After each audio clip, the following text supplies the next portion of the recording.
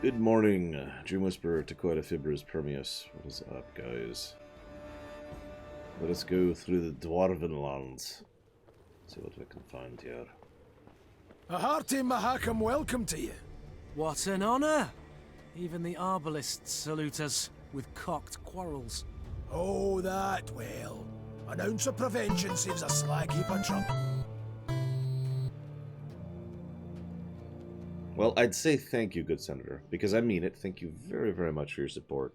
Unfortunately, I can't really put that towards a run I did earlier this week. So if you have anything else you'd like to put that towards, good Senator, please let me know. But either way, thank you very, very much for the support.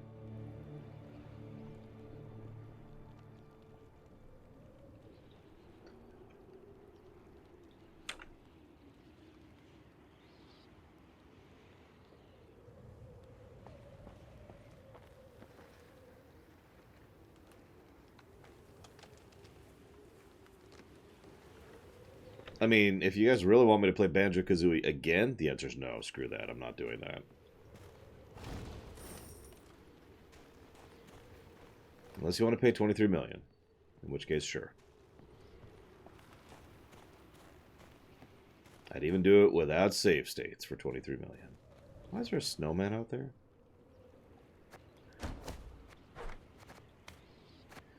Your Highness, thank you once again for the mercy you showed our city by leaving the stolen treasures. You saved us from the horrors the invaders are perpetrating elsewhere. We were in your debt. I know in times of war, deeds count more than words, so I've included a pouch with this letter and with it gold gathered from our townsmen. I have no doubt you'll make good use of it.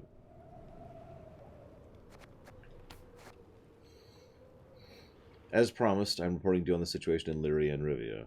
Your son is king in name only. True power is held by Count Caldwell and General Ape Dahi, or however you say his stupid, ugly, fat, stupid, worthless name. From what I hear, both lust for soul control, thus conflict between them is inevitable. Soon, Nilfgaard will start expelling peasants from the best lands of Lyria and Rivia and importing their own settlers to replace them. Willem tries to delay the process, but the general will not relent. Cute. Situation in Mahakam. It's stable, unchanged for centuries. No evidence of internal opposition, open or covert. Power in Mahakam held by Elder-in-Chief Brover Hoog. Ruling on behalf of Von Baconeater. Warning, Hoog, extremely difficult negotiation partner. Tires him to get him to sit down and talks, deathly wearying to convince him to make even minor compromises. Only values good of Mahakam and its inhabitants. Appeals to anything else lead nowhere. During present war, they maintain strict brutality. Trade with both Nilfgaardian and Northern realms. Thank you very, very much, Von Baconeater. Very much obliged and appreciate the sub. Thank you. If you know where you'd like to put that for increasing priority, please let me know. If I sound tired, it's because I am. I basically forced myself to wake up at the time I should today, which of course meant, you know, that I'm basically sans an hour and a half of sleep. So we'll see if we can maintain this going forward. Oh my goodness.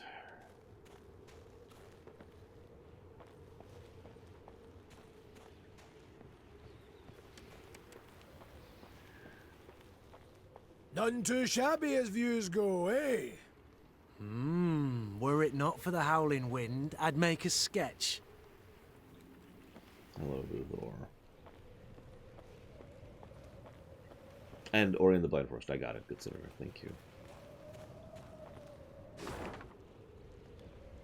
No, I understand, good senator. I'm not upset. I mean, RL greater than me, right?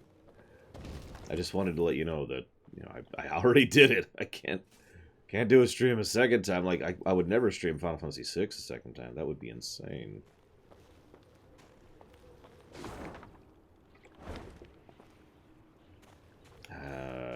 Frickin' doctors. Hopefully the visit will actually go proper, rather than all the other possibilities. Why do I have low morale? Oh yeah, so, new... First, let's look at our new cards.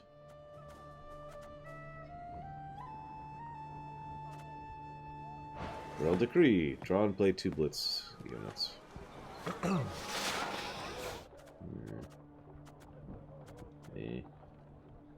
I mean, I did lose Rayla, so that could replace her. We'll do that. Hey, Durg. Goodbye forever, Durg. Durg secretly hates me. There it is. Okay.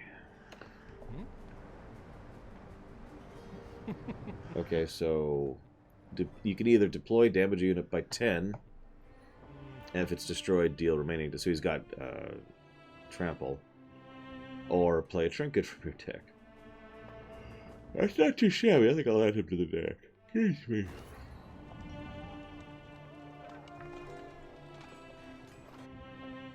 If it makes you feel better, good Senator, it's already on YouTube, as most of my runs go live to YouTube pretty quickly.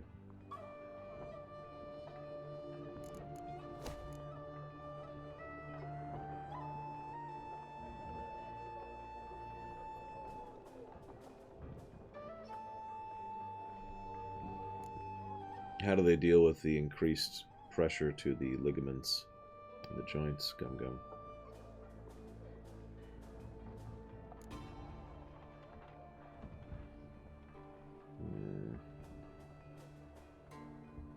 That might be worth grabbing. And that.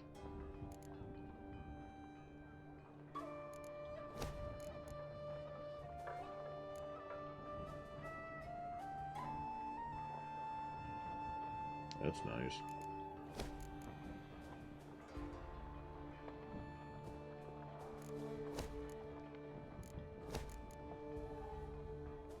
See you around, good Senator. Good fortune. 2, not counting this one, Dream Whisperer, from what I understand. I think I'll go ahead and finally upgrade the bombers.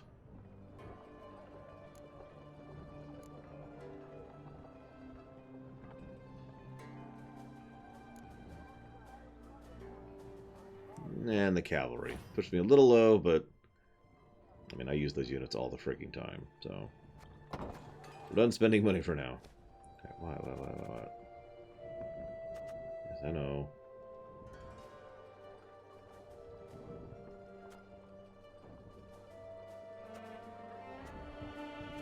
Hey, Nymph. How was today treating you? Hello, Tamaz. Probably not, Luthor. They probably won't even notice. Isbel? Apologies. Thoughts consume me sometimes. Is there something you need? Since we left Edirne, you've seemed unsettled. Is all in order? I've seen many wars in my time. All ugly, all repulsive. But what the Imperials did at Aldersburg was... it was unforgivable. Nilfgaard. That's what it does, Isbel. They seek here to repeat the rape of Sintra, the slaughter there. Yes, I saw that. I was there. And at Sodden. Then you know of what they're capable. After Sodden, I took an oath never to take part in another war. Such suffering, such hatred, senseless, all those deaths. Senseless deaths. Our troops sacrificed their lives in defense of their homeland, loved ones. I must believe there's a better way. Forgive me, Mom. I must gather my thoughts. Never mind about me, though. I shall perform my duties to my utmost, as ever, as always. If you don't mind my sharing a quote about Ardal ep de Blabliblu. Ardal ep de Blabliblu doesn't wear plate armor, and his sword is purely ceremonial, too blunt to cut a bar of butter. But don't let this fool you, he is a ruthless general. There is no oath he will hesitate to break, no holy site he'll refuse to sack, no amount of civilian lives he will not sacrifice in exchange for a tactical advantage. I just wanted to share that because that's the guy we're pretty much up against in this particular conflict. You speak with my soldiers a good deal. Said so yourself. I'd like to know what about. Corporal Larkin, Ma'am. Do you know him? Captain Oisin, perhaps? Or Lieutenant Tegan? Of course I know them. Among my best. They've served me loyally for years. You know them. But did you know that in fleeing Lyria, the corporal left behind a newborn daughter? His wife was in confinement when you gave the order to march. The corporal could not go to see them. And true, the captain has no wife, no child. But he's not seen his brother in 5 years. Never once been granted leave. Your General Odo's orders always taking precedence. Allow me to guess. You shall now tell me Tegan abandoned his sick mother to follow me. No, ma'am. Count Caldwell's men murdered the lieutenant's kin. Retaliation for his joining your rebellion. He learned of this just recently. Enough. You've made your point. Yet even were I to order them to return, they wouldn't listen. They know they've got nothing to go home to while Nilfgaard occupies our land. Duty calls. I must go. Of course. Should you need me, I'll be here. Yes, Your Grace? How go things, Reynard? You and Gascon get along now, I hope. Well, you might say we've established a certain rapport, Your Grace. Tell me more, friend. I don't pry into his affairs, nor he into mine. I'd prefer it if my commanders worked together more closely. Your Grace, the man's a brigand. Oh, Reynard. He was a brigand. I must disagree, I fear. Yes, he stopped thieving for now, but only because it's convenient, so to speak. Gascon isn't a changed man. He still hasn't an ounce of honor, dignity. Yet he has a unit of armed men, without which we'd be much worse off. Might not even have survived. Agreed. The Strays are excellent fighters. I'd be the first to admit it. I only fear they might turn on us. Leap at our throats when we least expect it. It's time I attended to other matters. Hey ho, how's my favourite queen in the north? You and Reynard, do you get along? Like a cat and a hound. Get it? 'Cause they call me. Yes, your jests are easily understood. Far more difficult to enjoy. That's probably true, in your royal high and mightiness's case. Will you answer my question? We get along because we must. Though it'd be far easier if he pulled the lance from his arse. Haven't heard a truer word in a long while. What was that? Nothing. It's time I attended to other matters. Farewell. Yes, milady? You choose not to follow your king, Xavier. Why? To fight in the field, with you. This was my wish, my lady. But what of your home? Rosberg must be rebuilt. Engineers are needed. I've no kin in Rosberg. No soul left for me there. All I've left is revenge. I understand. Why isn't he healed yet? We have a freaking mage who we recruited specifically to heal people. Other matters await my attention. We shall speak later. As you wish, my lady. Hi, Zygmus. That is hysterical, Tomas. Your Grace, I need to speak with your quartermaster. Excuse my Elvish, but I can't drink that goat's piss he serves in the mess. Reynard's doing, no doubt. He doesn't like the men to drink too much. To be blunt, ma'am, what Reynard himself needs is to get good and bloated for once in his stiff life. So, I have a proposal for you. A shipment of the best dwarven mead and lager. I can arrange for you to arrive. Trust me, the men's morale's nae like to be a problem when they pour a bit of fire in their guts. I mean, okay. Drunk armies are a horrifically bad idea, even historically. Like, several military defeats have been handed to otherwise superior forces because they were drunk. On the other hand, trying to restrict alcohol from soldiers leads to even worse things. So, Good point. Very well. Oh, give my thanks, dear Queen. A few more days of that and I'd have been lapping up puddle water. I trust you'll arrange the details. Of course, no worries. You dinna ken how happy a dwarf you've made me. Ah, right. And the men too, of course. You're a Zigrin, are you not? I know the name. One of your clan slew the dragon Ockfist. Aye. You're thinking of Yarpen. Cousin of my cousin. Left my hackham when I was but a wee snot. Decent enough dwarf, but never could conform to our basic tenets and laws. Though, admittedly, we've so damn many it's hard to keep them from leaking out your ears. Is it that bad? I'll put it this way. Among human folk, you cannae steal, brawl, murder. All the basics. In Mahakam, we've got laws about how to braid our beards. But I'm no one to complain. The Zilgrins are well-to-do, one of the richer clans. Got more than enough goods to suit our needs. Though, we've got some bads as well. What do you mean? Bah! Nae worth your time. I didn't mean to bother you. Sides, best to jabber of such things over a cold pint. Or keg? Does Kyria have more people or more tech, Gum Gum? Your elder. I'd like to know more.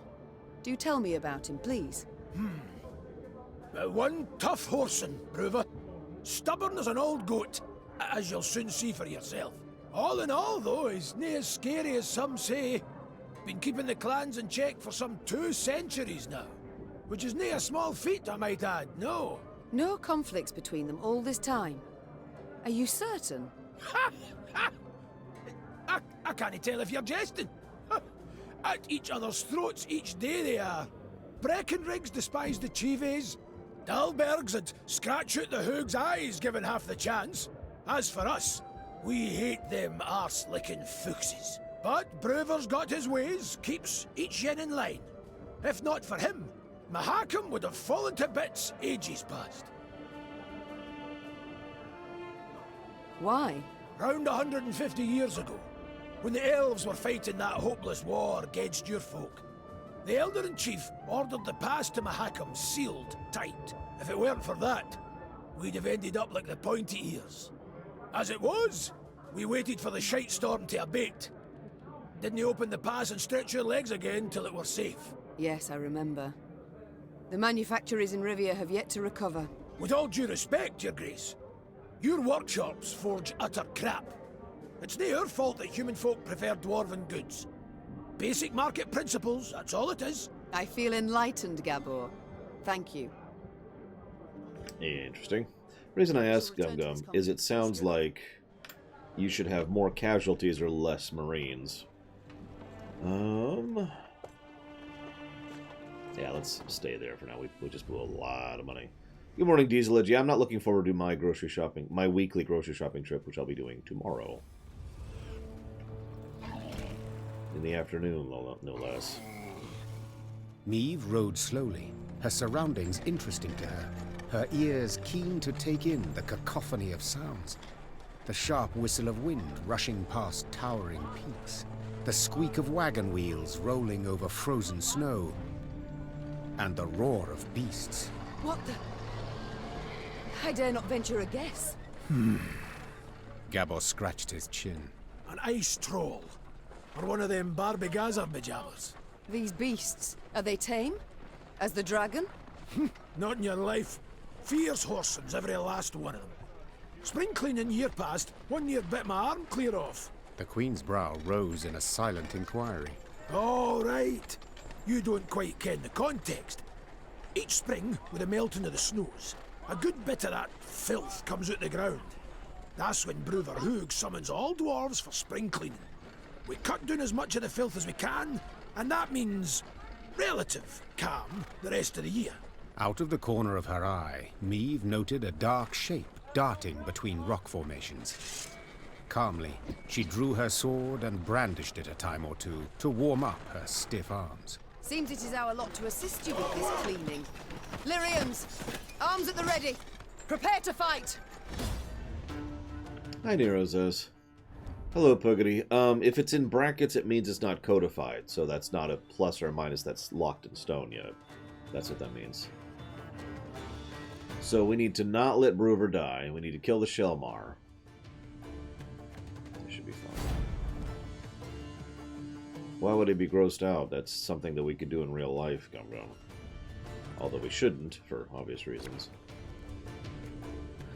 Okay, so Bruver is...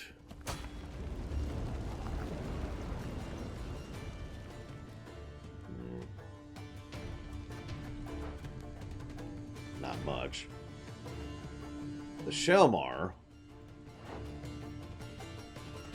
oh, jeez. Every 3 turns, randomly damage enemies by a portion of the current armor, then move to the other row. If in melee row, damage highest enemy. If in ranged row, damage by lowest enemy. Then set armor to 8.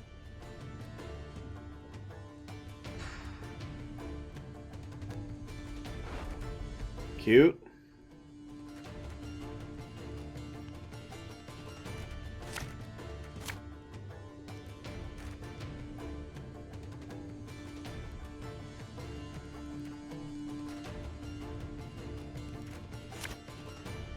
That'll do.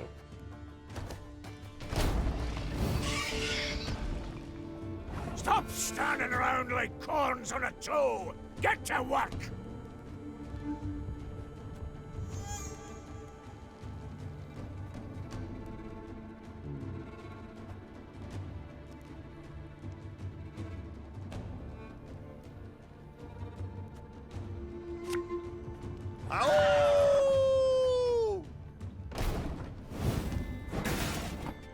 I probably should have done that already.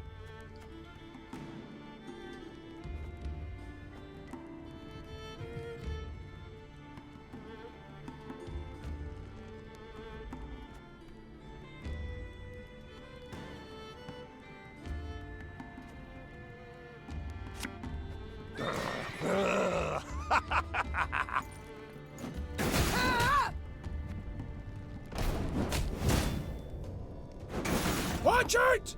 It's rolling our way!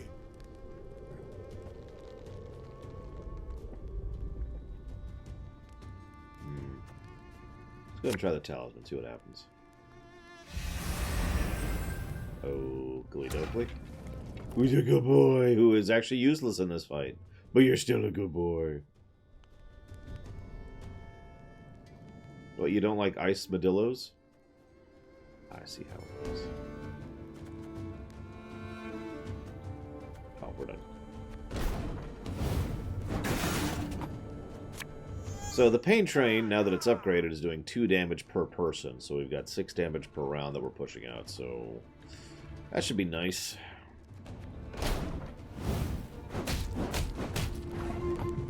In fact, we just won.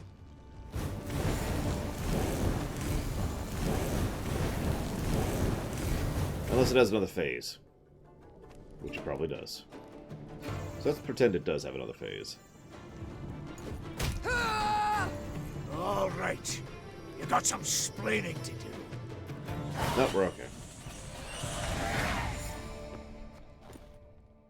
As the wails of speared Shaelmars died down, the crowd of Mahakaman infantry parted. A dwarf stepped forth, grey as a snowfox, wrinkled as a prune. He walked with difficulty, supporting himself on a battle-axe, its 2 heads dripping blood. This would be our Elder-in-Chief, Bruver Hoog. And who might your guests be, Gabor? Meve, Queen of Lyria and Rivia, and her associates in court. My regards, Elder. I come... You come for something. Coin's my first wager. Fighting bodies my second. Well, what is it you want? I'm on in the years, aye, but I'm not gone dotty. Tja, you menfolk. You got to fall on hard times to remember us dwarves. I've come with a design in mind I cannot deny. But hear me out and you shall see. She's armed! Gabor! Why the devil did you let her in here like that? And without a sack or her heat! She has the leaden ring, Elder. A gift from a king. From Demavend, lassie, I ken that already. Trust a man, give him something of value, and he'll go and give it away as easy as a street whore gives away nubs. It's a good thing he didn't pawn it. Sons of humans. Nice guy. I've traveled far to see you. Hear me out, I beg you. Let it be my loss. Go on, have her away. Nilfgaard has overrun my realms. It has overrun Edirn. The Blackclads are at the foot of Mahakam. They will seek to overrun your land sooner or later as well. We must act. We must react together, while there is still time. Time? What do you ken of time, lass? Got how many summers to you? 40, maybe? Had you grown up amongst dwarven folk, at your age you'd be learning to crochet dolls. No more than that. I've seen 400 summers come and go. And I've been elder for 200. And you know what I've learned in that time? That meddling in your idiot scraps doesn't ever bring any good. Now, on a normal day, I'd have you all thrown clear out of this land I love. But you've the leaden ring, and that grants you the right to hospitality.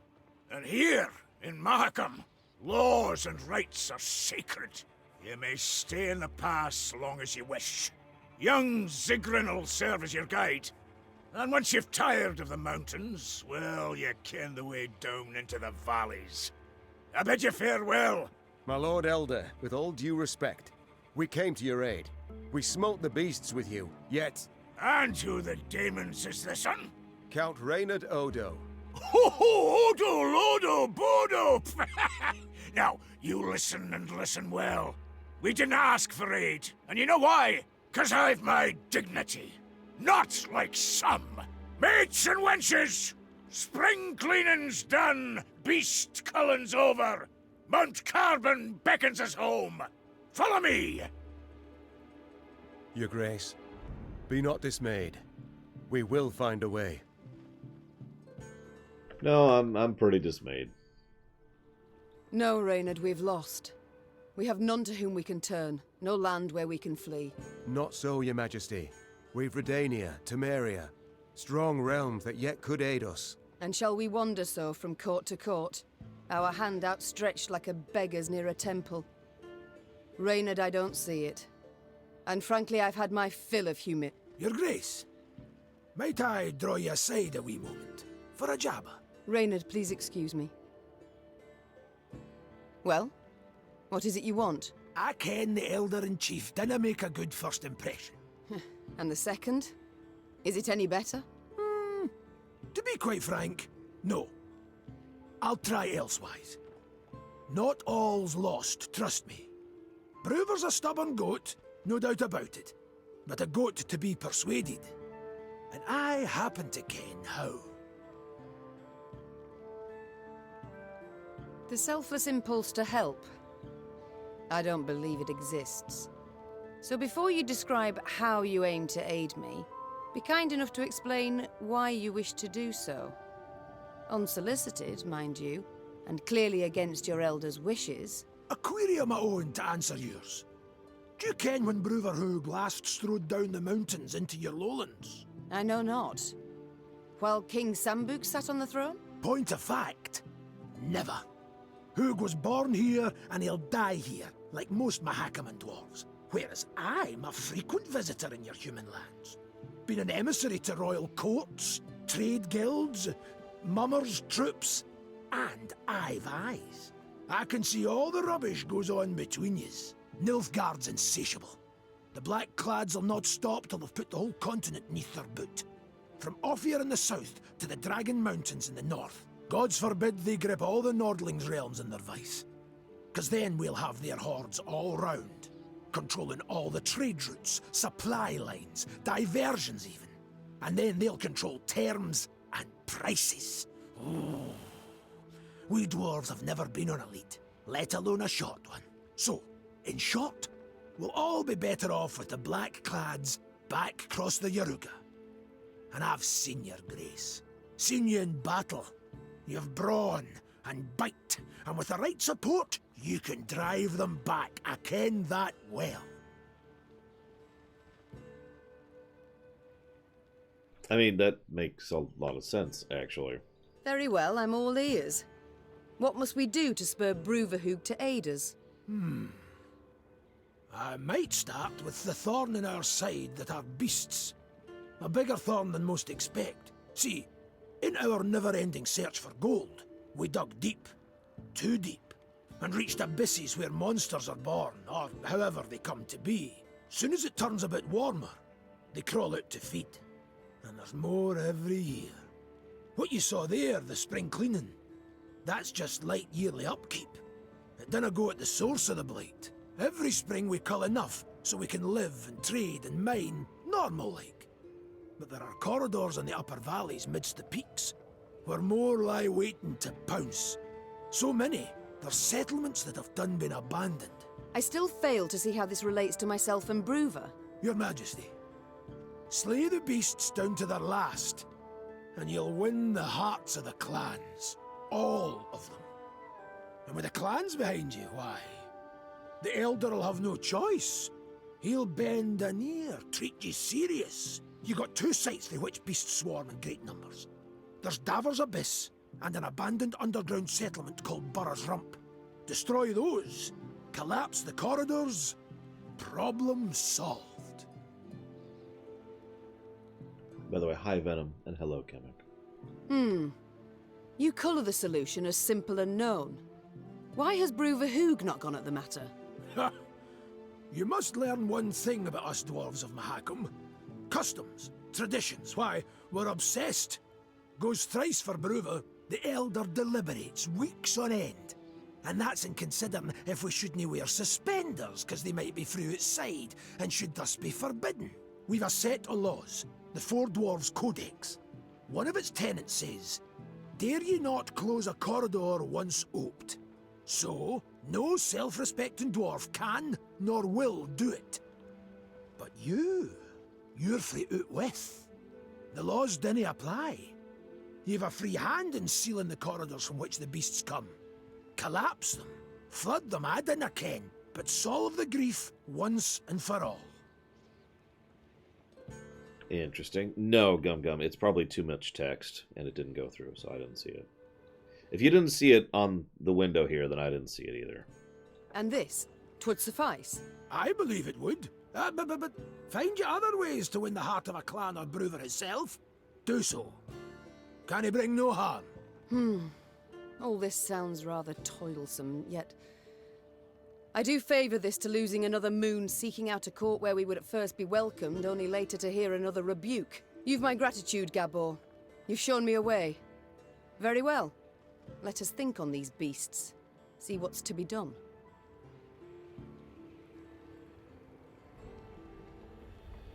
Well, okay then. Guest rulebook. Dear guest, to make your stay in Mahagam a merry one that doesn't end in you rolling down a cliff in the battle, do us all a favour and stick to these rules written by me. Don't go sticking your nose in others' affairs. You fondle it, you buy it. Don't question our laws. Get out as quick as you can, and don't bother me. I like it. Simple, easy to understand.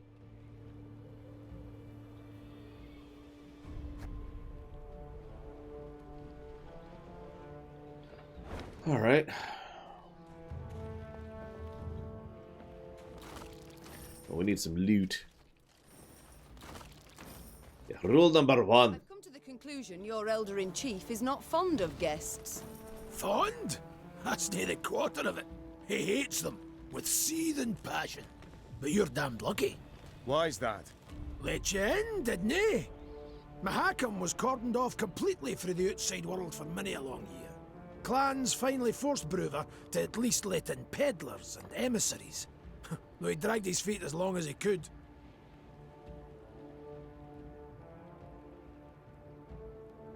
It seems our good friend is a firm believer. Yes, Fibris. In dinosaur philosophy.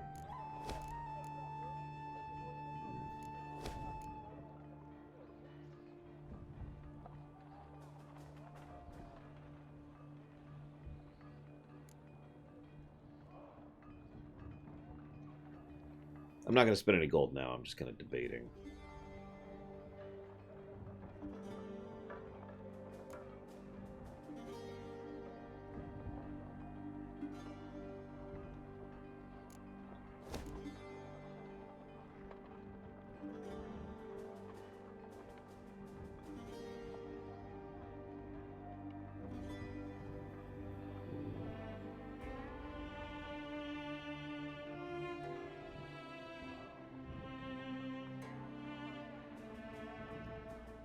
I'm actually very much debating going ahead and focusing on getting the walls, which were here.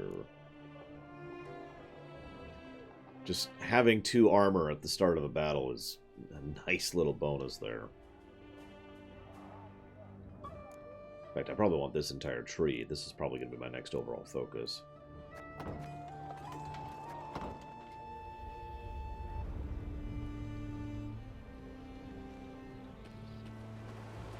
Quiet, wench.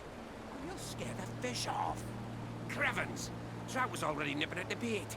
Then you came along and frightened it off. Duval shice! Duval shice!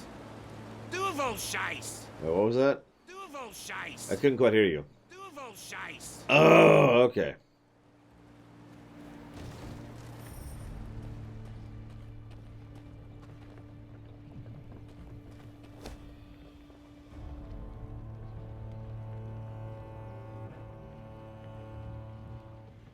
Ah, sure.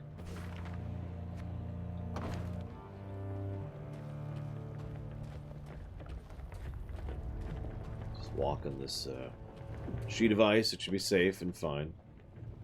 Everything's fine here. No worries, no worries.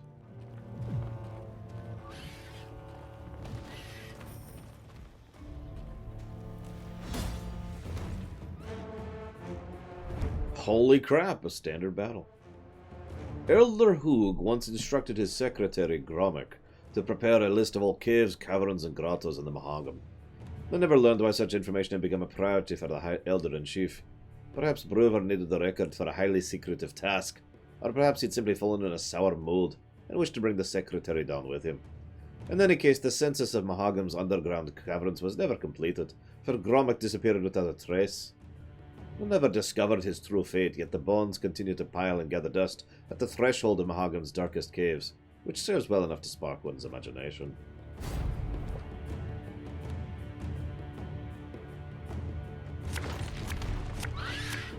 So, normal battle.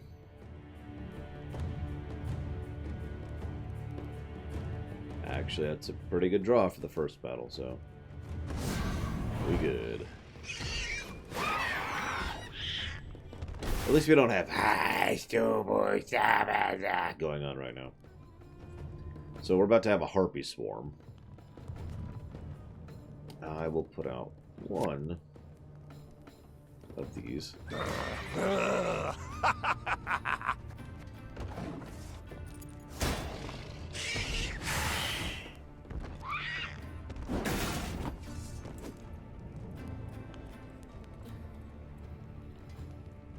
Oh, ache easily, Tomas.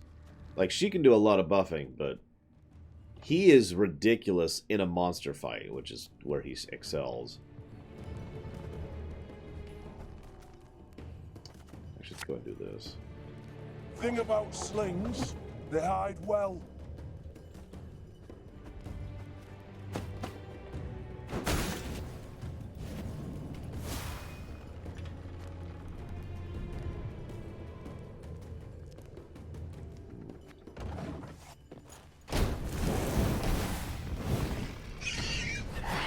Sounds pretty wonderful, Gamgam.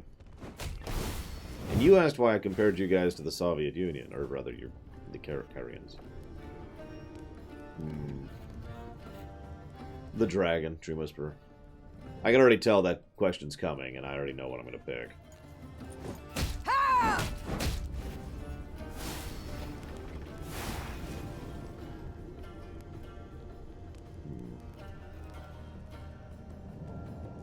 Hi, Zion Druid.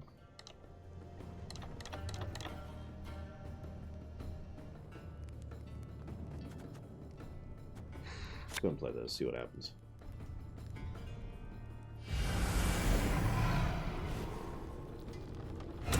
I just wanted to get Knickers out. That's why I played that.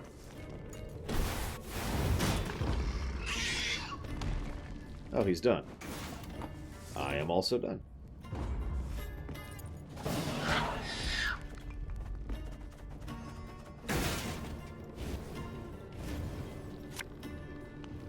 Hey, Night Forager. Nah, I'm good. Okay, so now we get to have some fun. So first, let's set them on fire. I smell a leak. Which, yep, 66% chance now.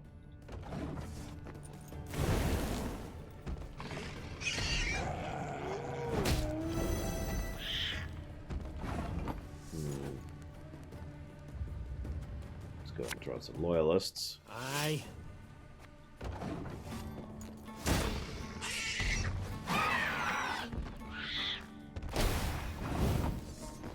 And another loyalist. Should have listened to me, old lady.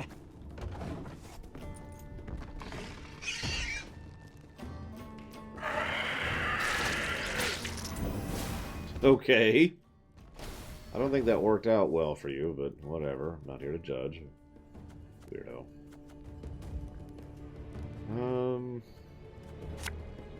Yeah! Let's go and start whittling him down bit by bit. Get the pain train going on that big guy, the forktail.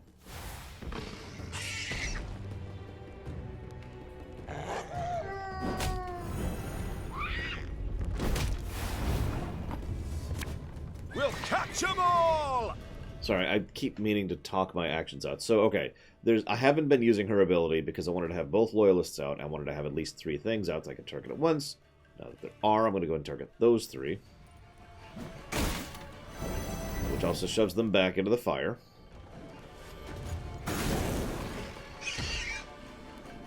Wow, that was really bad dice rolls there.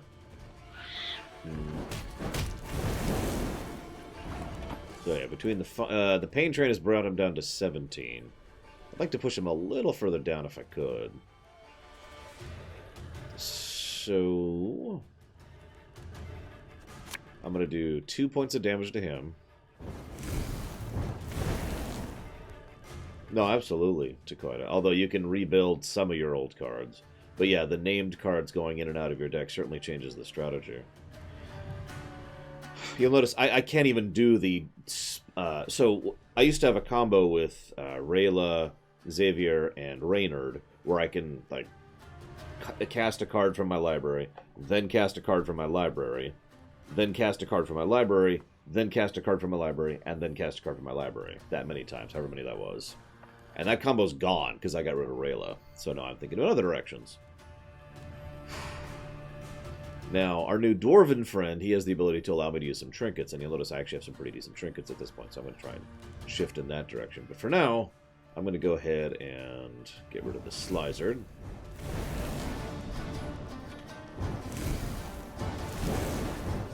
Which will nuke one of my units, or not. Oh, whatever. Oh, there it goes. That is correct, Kamek. So we'll end turn.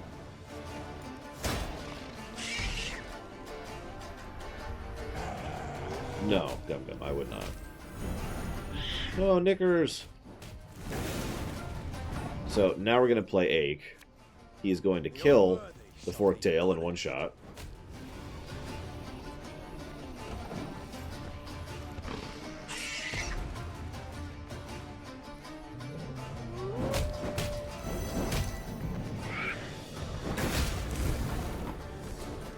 I'm going to go ahead and try and play a Royal Decree, which gets us 2 random Blitz cards. We'll get our Cavalry. We'll put a Pain Train on him, and another Cavalry. We'll put it on him. So everyone's getting hit by the Cavalry at this point. I'm also going to go ahead and push all of them into the fire. Now, yep, that's going to spawn the... I think I have enough to just wipe them, but I'm not going to do that this turn. I'm going to wait for next turn.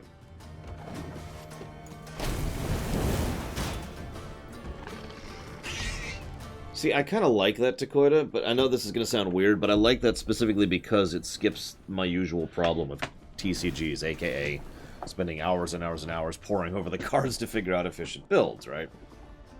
Like, having to change my build on the fly because I no longer have access to tanks, but now I have access to, you know, wraiths. And I was talking about this game up to PAX last night, and I kept comparing it to StarCraft 2. I'd rather they limit me based on story and gameplay than allow me to keep building my own decks. I know that sounds strange, but it's true. So now, die.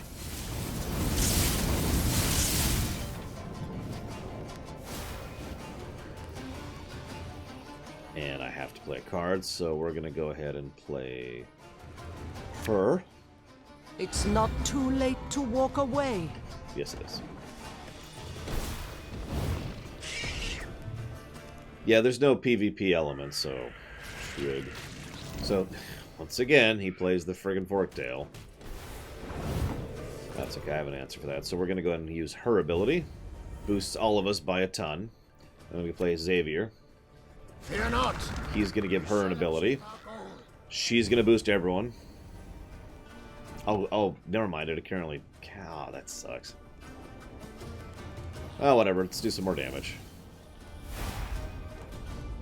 And I guess that's it. I don't have any other order people. I was hoping her bonus amount would stay. I mean, I could give it a charge. There. And that's my turn.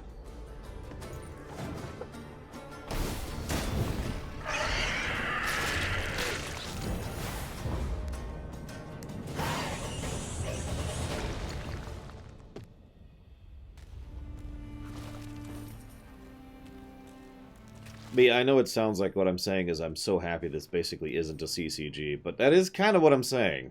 If this was just another CCG, I honestly don't know if I'd still be playing, or at least not having as much fun. I don't know. I'd have to see. Like, okay, imagine if none of that was there. It's just make your deck, play the game, right? Now imagine all the campaign mode is still there, but there's none of the puzzle battles, there's none of the story battles. It's all just matches of Gwent.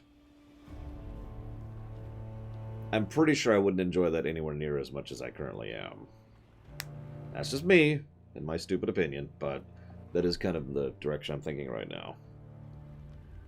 So we hereby order 5 barrels of beef, 40 links of juniper sausage, 5 sides of pork, 10 dozen goose eggs, 20 sacks of flour. Payment issued in gold. Warning, goods must be tightly packed so as not to attract monsters. Yeah, about that. I will admit the puzzles are, like I like the variety they add. It's the story battles that have really been shining for me. You know, what I have been previously calling pseudo puzzle battles.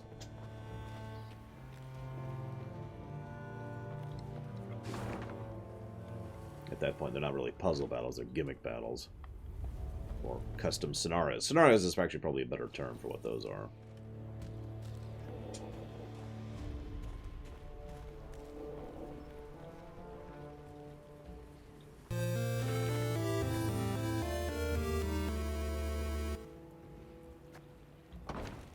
Thank you very much, Majdi.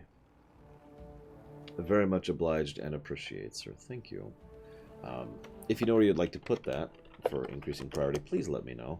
I never heard from Von Bacon Eater either, if he would like to put that towards something. I'm afraid I don't understand your question, Gubgum. If you're asking about the absence of fighters within Star Trek, then I can comment on that. But otherwise, I'm afraid there is nothing to be said. Are you sure, Majdi? Well, okay. Then I'll put it towards Doom Eternal. I'm kidding. I'm kidding. Although we are probably going to be playing that in a little less than a week. Depends on when exactly it goes live, which I'm not actually sure of yet.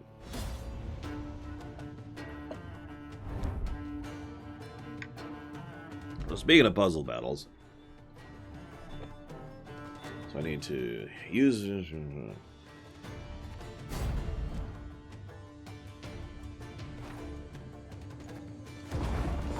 Oh, what? Okay, so what's our leader ability?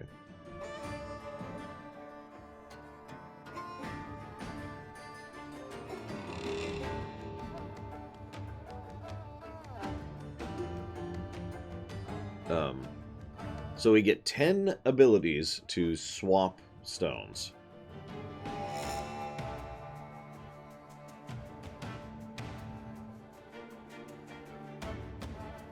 Again, what defines Starfighter for me, Gum Gum? I feel like I, once again, have not had my question answered.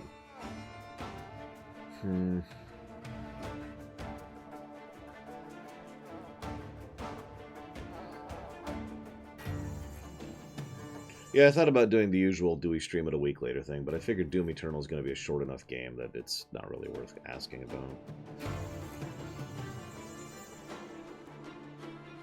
I guess I could do that, Paul. Still have about a week.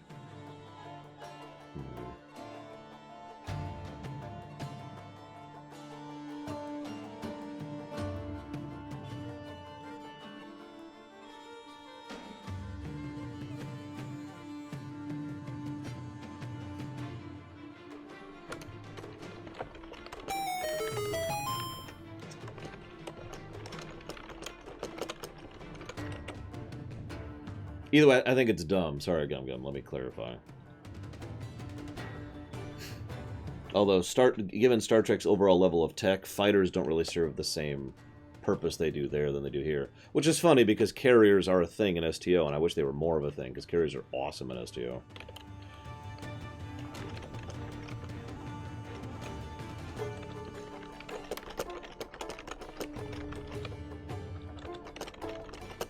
So let's see, that's going to be the 20th? Yes, March 20th.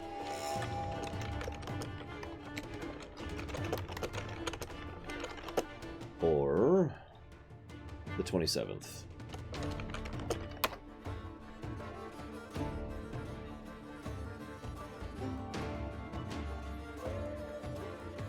I know, Permius.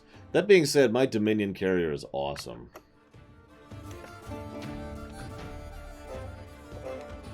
There you go. Please go vote. I'm ambivalent, so I'm just going to watch that, but we'll just leave that vote up. And I'll put up the vote thing to make sure people know. There you go. Oh, that's a bit big. That's a bit big. Yeah. Kind of put her over here. That's a good idea. It would be like this. There, vote.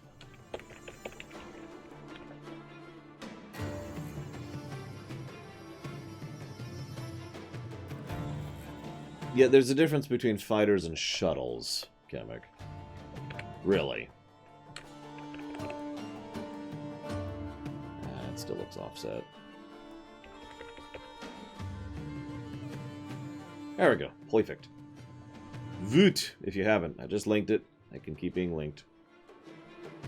Okay, back to the puzzle. Alright, so... But yeah, no, in Star Trek, not counting Discovery or Picard, there's only one fighter, actual fighter, that shows up. It's a nemesis for the Mary Sue ship.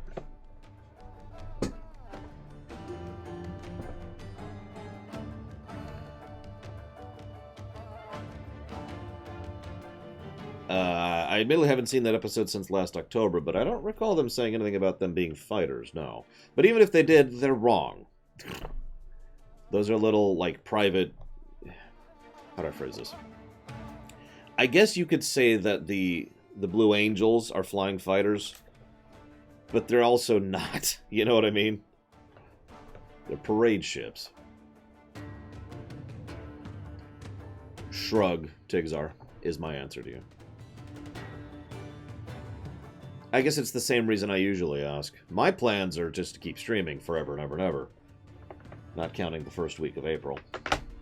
But some of you guys prefer me to delay, and some of you prefer me to not. So, what's the alternative to streaming on the 20th? Streaming whatever else is on the schedule, Kamek. God.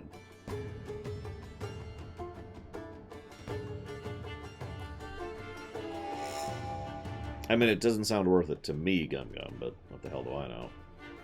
Like, having an improved bone structure and muscle structure isn't going to prevent a bullet from penetrating your brain, you know? Guns, the great equalizers. So, I want that there. So, okay, so... Oh, I have to move them. Oh, that's worse. Okay, hang on.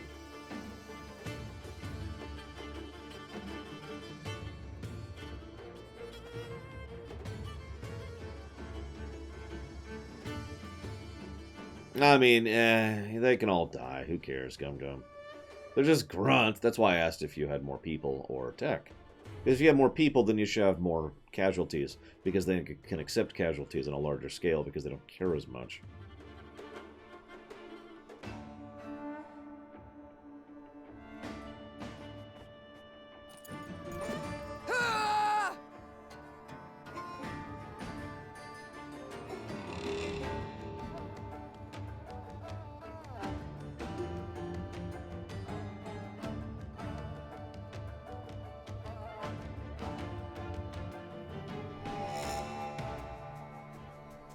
I mean, again, I don't care, Kamek. It's whatever you guys want. It's the same reason we always do this poll, since apparently there's some confusion here. Some people prefer I stream it the day it comes out. Some people prefer I stream it a week later, so they have a chance to play it first. We already did this poll for FF7R. We're streaming it a week later, by the way. We're doing this poll for this, and we'll do this poll for Cyberpunk. And I think those are the only games we're doing that poll for this year. Oh, why don't I just do this one, because that's the easy one? I guess it's already done. So hang on. That will move that there. Okay, so let's do this. And this. And this. And this. And then this. That should be it. We're done.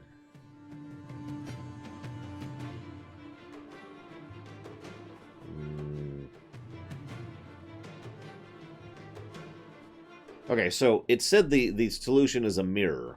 Obviously, it's not the type of mirror I'm thinking. So now we have to figure out what type of mirror it is thinking.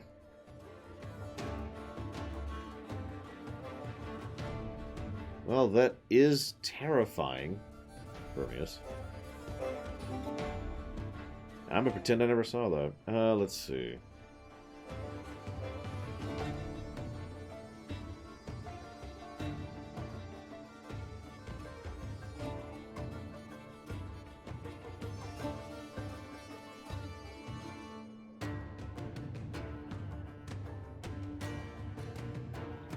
I guess we'll try. Oh, I can't.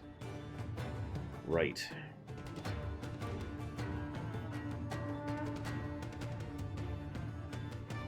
Well, let's try this one.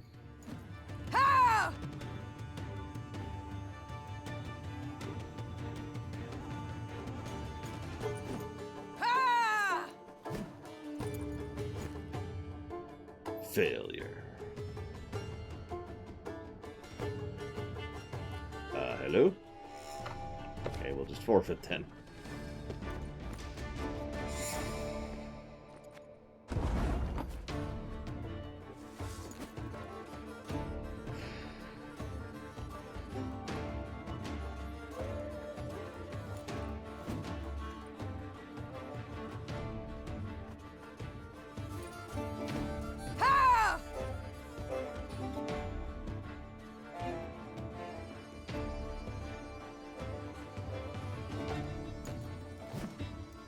So there's the other type of mirror we could do, which is also apparently not the solution. Okay, so that's two mirrors that it's not. I'm just gonna look this up.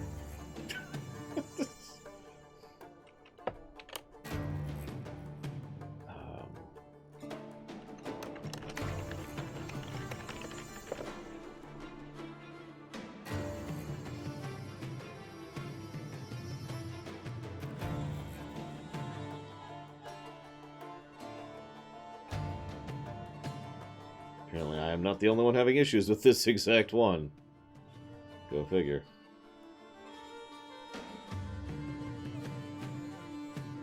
Hello. There we go. Second, reset.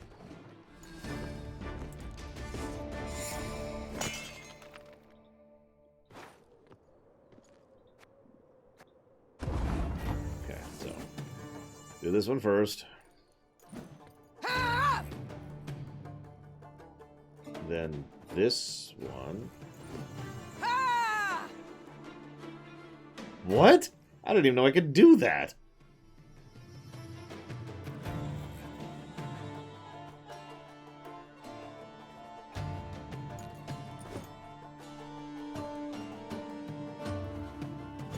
Yeah, that makes a lot more sense. Knowing I can do that.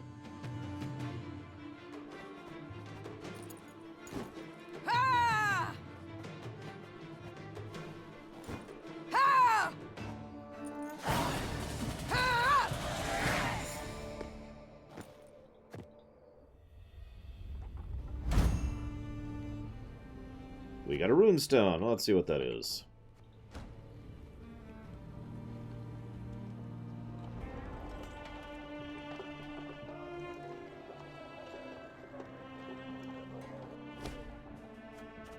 The trick was you could change the rows that the cards were on.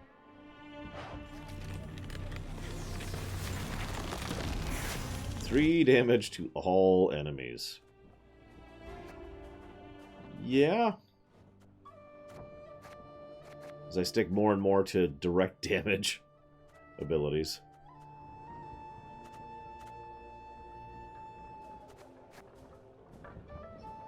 In fact, honestly, let's get rid of him. Get rid of him. I don't need them anymore. Get rid of him.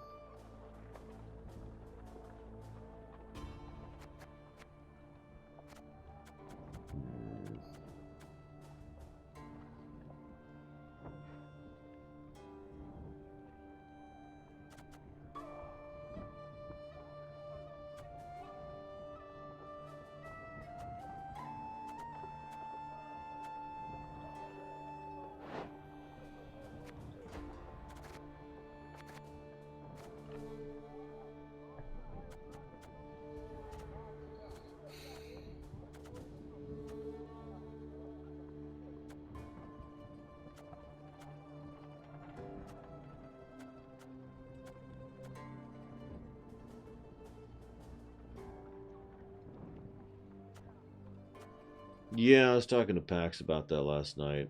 He posited the theory that the main reason that this game didn't sell well is because people don't like card games. I mean, that's... I keep hearing comments to that effect, so it's becoming more and more likely that that is the problem.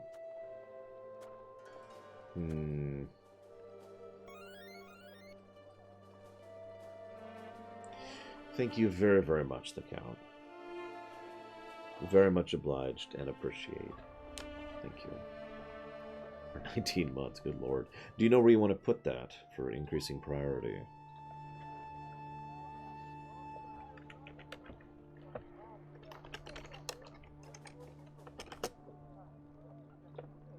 Unfortunately, I have a very strong feeling that what I want is exactly the opposite of what sells.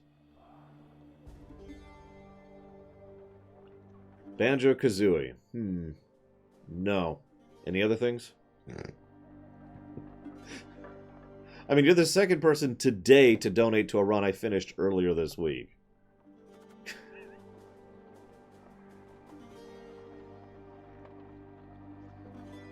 Banjo-Tooie? Sure, we can do that. Like, I've already streamed it, guys. Come on.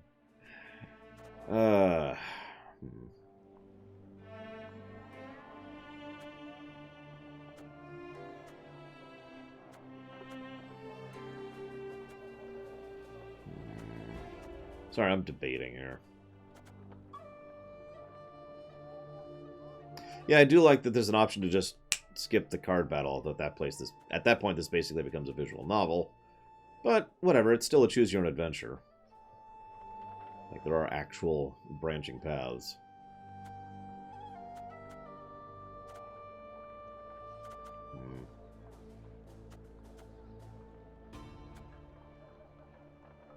Where's the... There they are.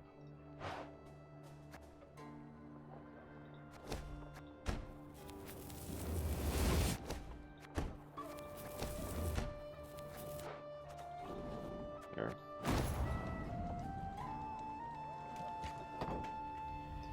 But yeah, like, to use Hearthstone as the example, what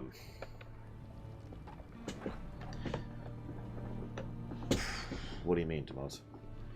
To use the example, Hearthstone made tons and tons of money, but that's because it was basically the first real video game, Magic the Gathering game, that actually had the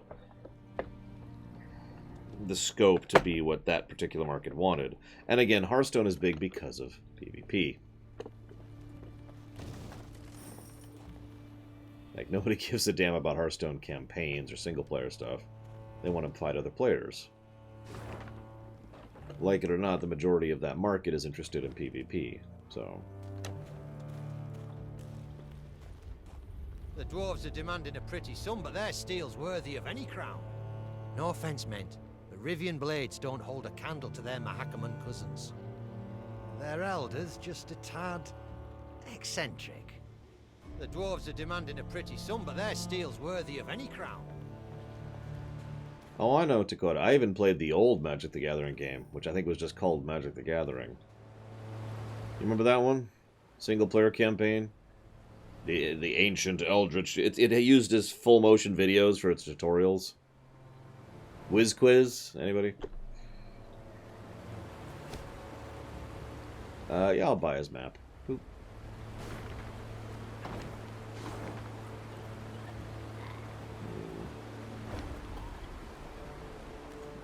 And yeah, then there was the Planeswalker series, which I was actually interested in.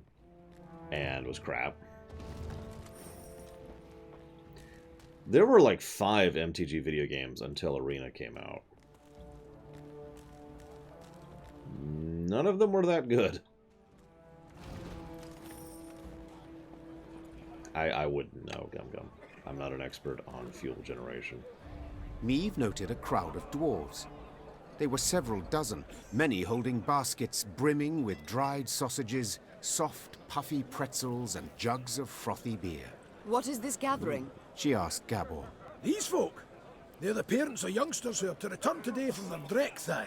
Gabor proceeded to explain that the Dreckthag was a trek upon which the local dwarves would embark when they reached maturity. During this year-long voyage, young folk would taste of life beyond their home. Yet if they failed to return on time, they would be stripped of all rights and privileges accorded to Mahakam's natives. See, in recent years, young folks' blood's been boiling on account of the strict laws in force here. Gabor added. So, we send them out. Let them taste life in the lowlands. Once they've learned for themselves what it's like to live among humans, they come back and ain't likely to complain. Customarily, only a few dwarves ever decided to remain in the valleys for good. That year, however, was different. Deadline's the Mora, and 40 Dreckthagers still haven't returned. Their parents now worried if some misfortune had not befallen them. The Mahakaman Guard had sent out patrols to the near reaches of the valleys. They returned not having seen anything distressing, while the humans living at the foot of the massif had been largely unwilling to talk. The guard captain, a dwarf with a fiery red beard, removed his helmet, wiped the sweat from his brow, and addressed Meave. Your Majesty, we need to find our youth. Perhaps you'd be willing to go out and search. Human folk are more like to tell you if they saw anything out of the ordinary of late. Naturally, there'd be something in it for you too. I mean, duh. One could say I myself have lost a son. Meave gripped the captain's hand firmly. And I know well the pain that comes. I shall do all in my might to spare you at least that. Meave set off, the hopeful gazes of the dwarven parents bidding her farewell. The queen sent a scout ahead. Sometime later, she heard his horn.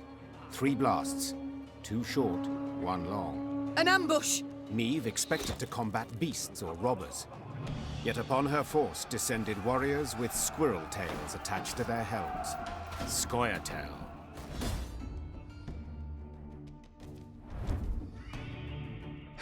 Does anybody like the Scoia'tael? So this is a standard battle. Meh.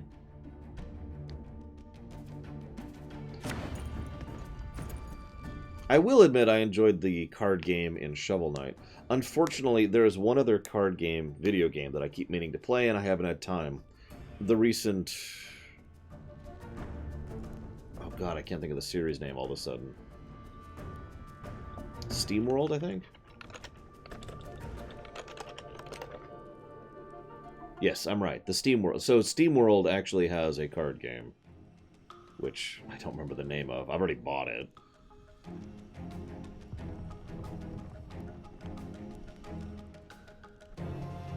Apparently they're doing an RTS game too. Holy crap. It's actually funny because SteamWorld Dig 1 is basically just an arcade game. SteamWorld Dig 2 is a Metroidvania. SteamWorld Heist is a 2D XCOM, for lack of a better way to place that.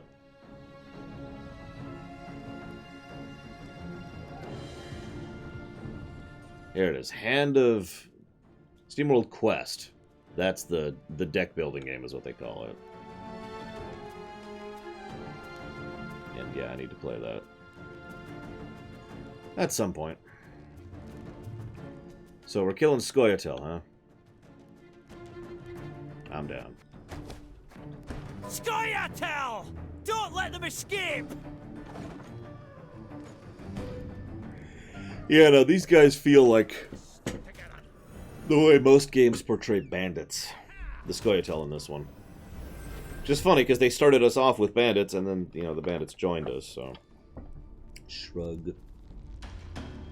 Alright, so... Gonna get the Loyalist out first.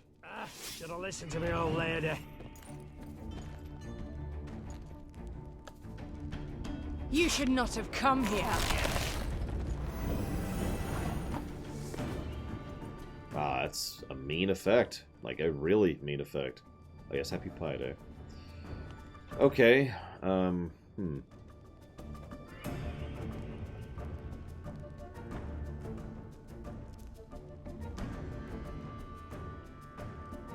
I want to save my stray bombers for the next round. I want to save a lot of things. Let's play the talisman, see what happens.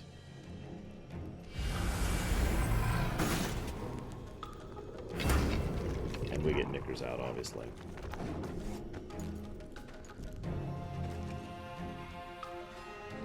Right!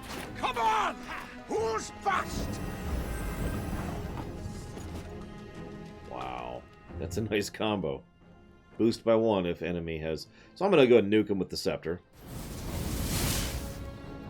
Get rid of them there. And, I'm going to be kind of playing it cautious. I'm going to play the Runestone. Just kind of get rid of that guy and then do some damage to him. And turn.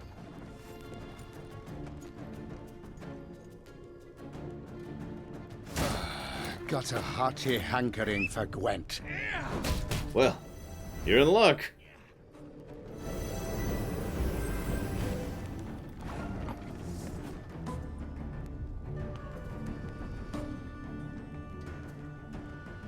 I'll go ahead and play the Slinger. Hey?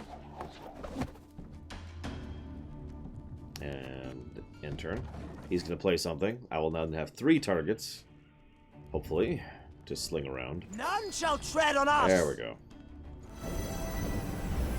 So we're going to sling them. Then we're going to attack these 2.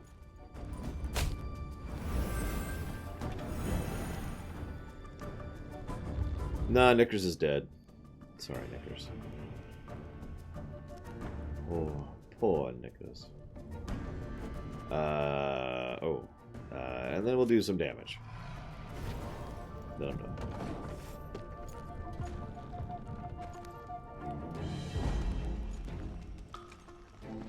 Yep, no, that's my pastime too. Knickers, no. If only he'd passed 1 turn earlier. Oh well. Knickers died the way he lived, being awesome.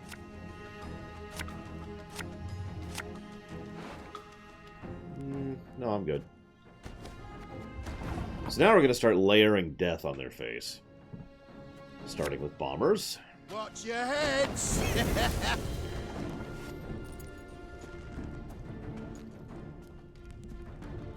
Oh, my little A.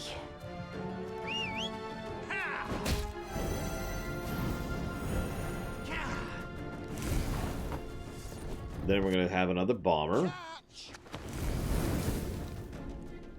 And we're going to end damage. Well, no, let's save it for now.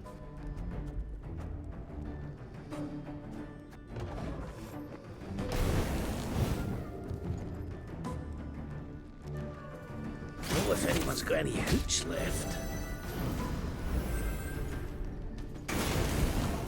So since we're kind of wrecking face, we'll go ahead and toss out a Slinger. Ever have a stone knock out one of your teeth? And we'll go ahead and use it now. We got 3 targets. And you know what? I kind of want these guys to die, so...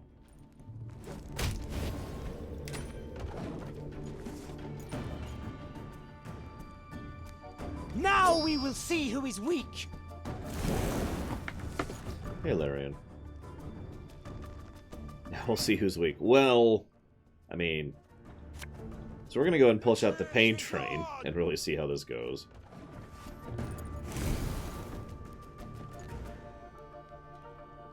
I shall not fail!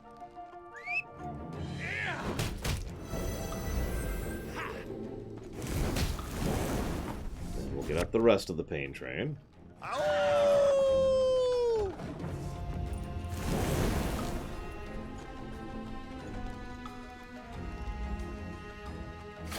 They used to tire my tongue about Sounds that. like Grievous to me, Gum Gum.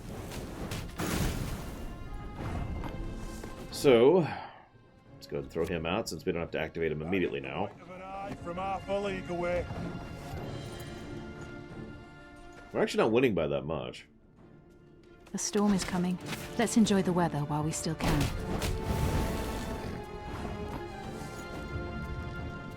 Go ahead and play one more bomber. I smell a leak. Just make sure there's even more fire over there. Elven blarney.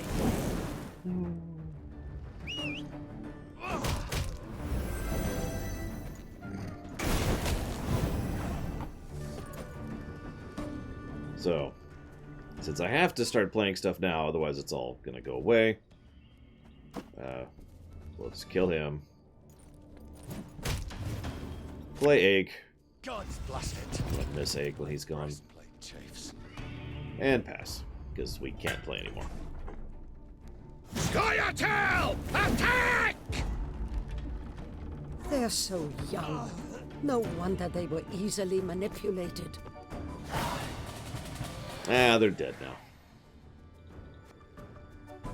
As soon as the battle had come to an end, the prisoners were brought before the Queen.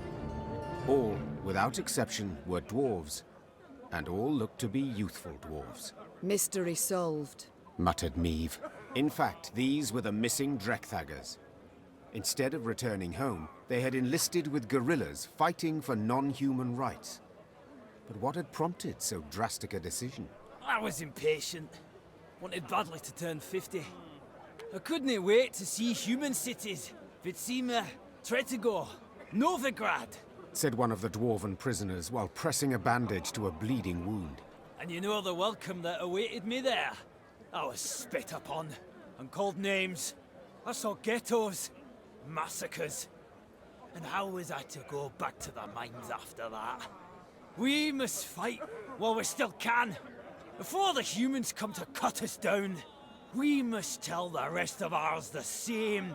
Pull all Mahakam into the fight. Meve's soldiers stood waiting for her to protest, to accuse the dwarf of lying. But the Queen could not pretend she did not understand why the dwarf had taken up arms. Without entering into a discussion, she ordered the prisoners taken to be tried and judged by their kin and elders. The dwarven parents thus got their offspring returned to them, albeit wounded and in chains. Bruva Hoog, who had limitless disdain for the Scoia'tael, demanded the dwarven youth be severely punished for succumbing to the rebels' seductive ideals. In the end, the Drekthagers were sentenced to 50 years hard labor in the quarries. The Elder-in-Chief believed a half-century of swinging a pickaxe would sufficiently cool the hot heads of these would-be guerrilla fighters. They came back alive. That's the key part. The red-headed captain said, handing Meve a pouch as a reward. And perchance by the time they're freed, the war twixt the races will be over, eh? What do you think, Queen? Meve shrugged in response. Perhaps she had no opinion in the matter, or perhaps she simply did not wish to state it aloud. Yeah, no, there totally won't be any more racial fighting in 50 years. Might be in jail, but at least they're back. That's most important. Might be in jail, but at least they're back. That's most important. I don't trust real-life technology enough to do that, especially since we don't have even the beginnings of the understanding of the brain right now. So no, thank you. Gum Gum.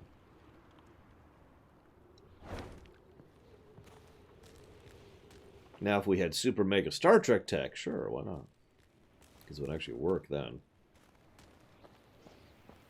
Just call me Senator Armstrong.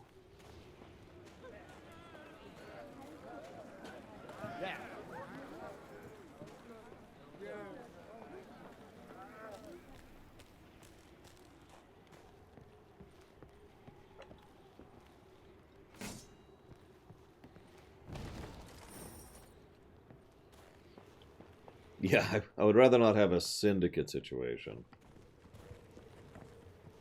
I've worked in the IT industry and around technology too much to trust it, Gum Gum. I know exactly how easy it is for things to go badly, usually because of negligence or laziness. I don't need to trade anything. We're good, thanks.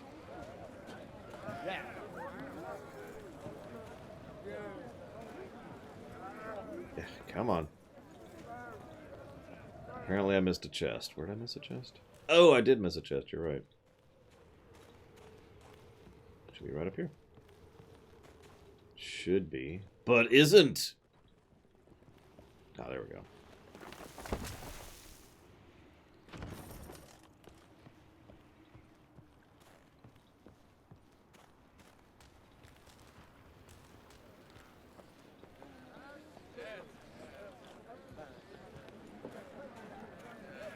The Queen noted a building with unusually lavish ornamentation, including shining bronze roof tiles and glistening rock crystal window panes. An important clan dwelled there, Gabor explained. The Breckenrigs. Could you introduce me? Meve asked. Perhaps I can convince them to intercede with Bruver on my behalf. The clan head, Iva, invited Meve to an exquisite feast. But when she broached the subject of the war raging just outside Mahakam's borders, the dwarf changed the subject at once. Looking around the interior, Meve quickly understood why. The walls were ordained with Nilfgaardian tapestries and rugs. Gifts from friendly Imperial envoys, no doubt. Meve prepared to leave, convinced she had wasted her time, when someone clasped her shoulder and pulled her into a darkened room. Her kidnapper turned out to be a young dwarf, female, it seemed, dressed in her nightshirt. She introduced herself as Iva's daughter, Eudora Breckenrigs, and openly admitted she had eavesdropped on Meve's dinner conversation. Listen, me dad's stubborner than an old goat, but I'll convince him to help ye. For a wee favour, that is. Mm-hmm. What? I want you to steal something from the clan archive. Historiae Mahakamorum, 'tis called. See, me dad won't let me betroth me sweetikin Zoltan. Says the codex forbids marrying a dwarf who's left the mountains. But there's precedent. Just such a case described in that document. If I can show it to Da, he'll have to change his mind. Meve felt sympathy for Eudora and wanted to help her, especially considering the favor Eudora could do her in return. But she fully realized if her attempt to break into the archive ended badly, it would result in a tremendous scandal Bruver Hoog would not soon forget. What do you guys think?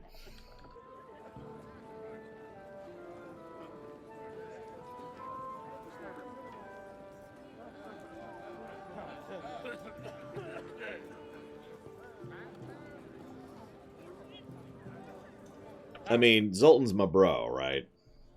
But I'm not sure he's really into this because I'm not hearing his side of things. Askra for Zoltan! The pot's worth the play, I believe. Fine. I accept your offer. They then shook hands, sealing the deal. Meve had to bite her tongue to stop from crying out, for the young she-dwarf had the grip of a brawny blacksmith. Meve returned to her company, and, massaging her sore hand, presented Eudora's offer.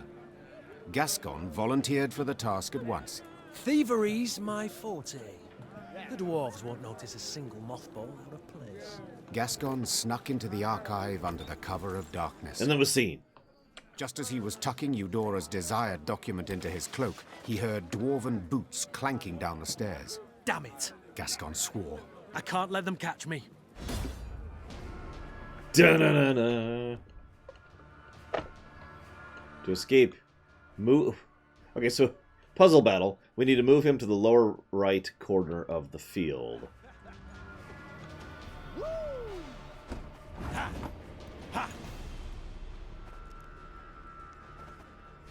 Whenever Gascon moves, move this unit one position to the right. If it reaches the edge of the battlefield, it will turn around. They actually have a stealth mission in a card game.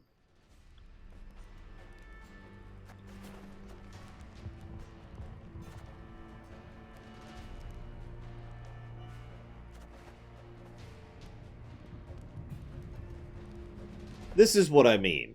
Like, I get it. Nobody else in the universe wants this, but this is exactly what I want out of a card game, is this kind of a thing.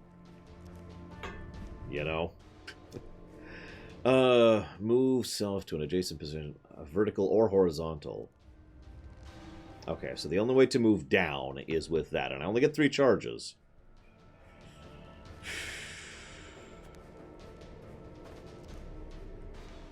If it's 3 positions from a guard, he'll be spotted.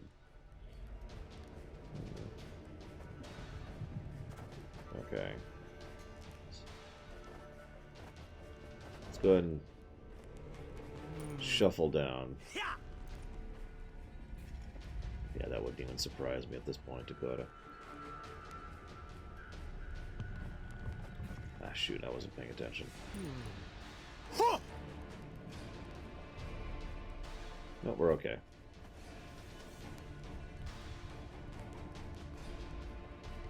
How's he gonna get over there?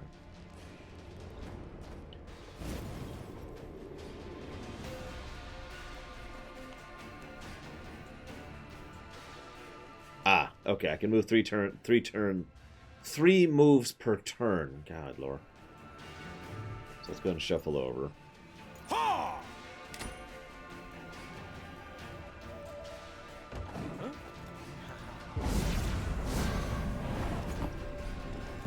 So now those are guys going left.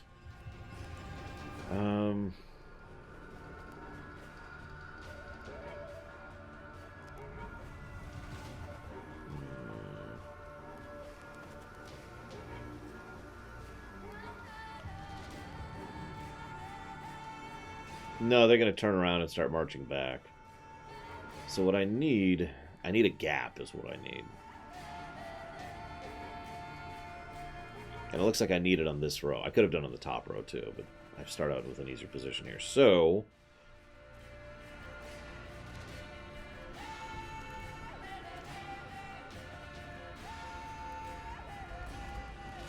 okay, so we're going to move to the right, first of all. We're going to go ahead and play this on the guard, force him to turn around. What a nub. That was close. Then we're going to shuffle 1 over again. Play another misdirect on... Hello? Oh, I can't play another misdirect.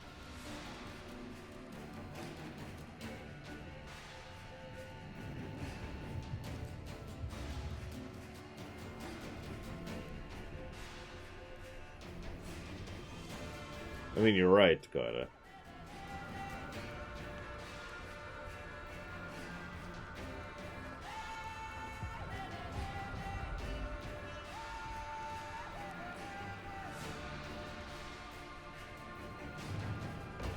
Piece of cake. So misdirect him.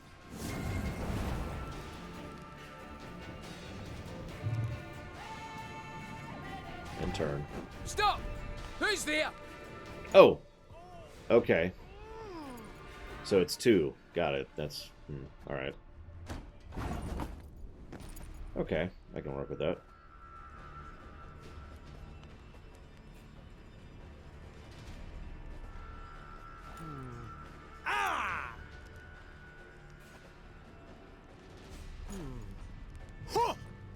Stop! Oh.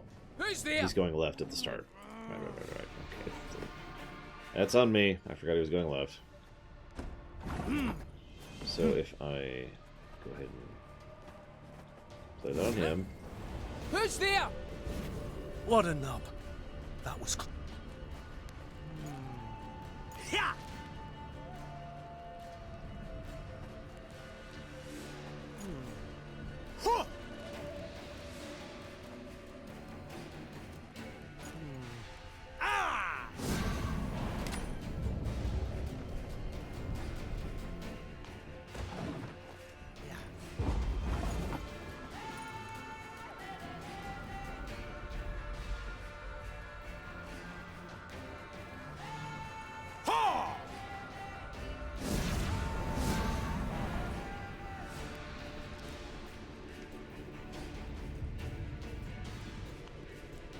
I think my original move was actually better. Let's just restart.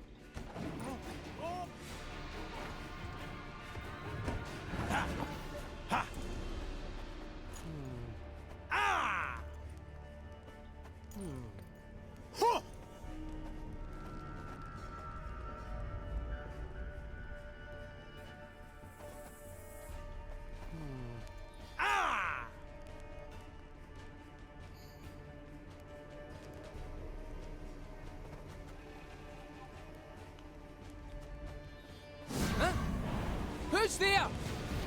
What a nub. That was close. I don't know if I'd say that's the only thing, but absolutely, Gum Gum. The value of Shepard is what she can bring to the party by being a leader, not by being some amazing super soldier.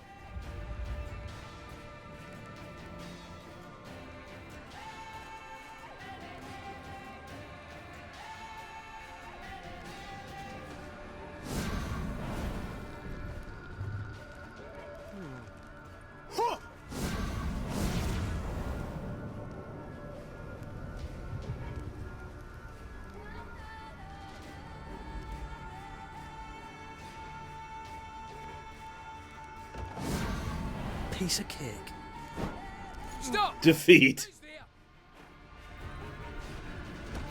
Okay.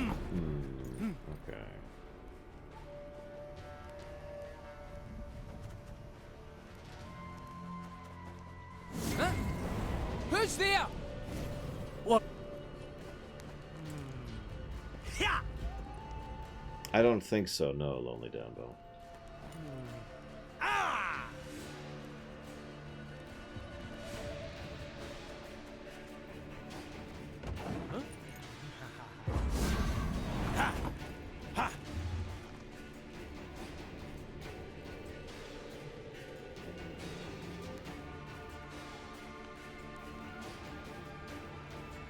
Kirk would save both. He'd find a way. That's kind of his shtick.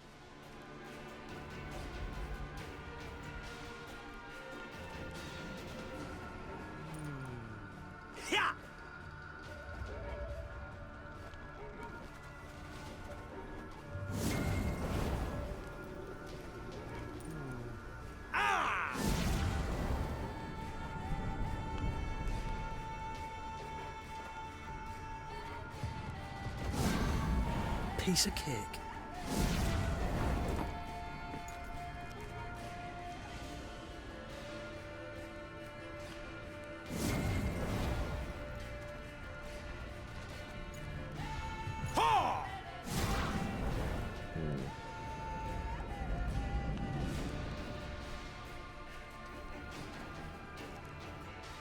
Well, let's test it. See if we can be spotted from behind. See if that's not behind. Stop! Who's there? Because that could change the dynamic of this a bit.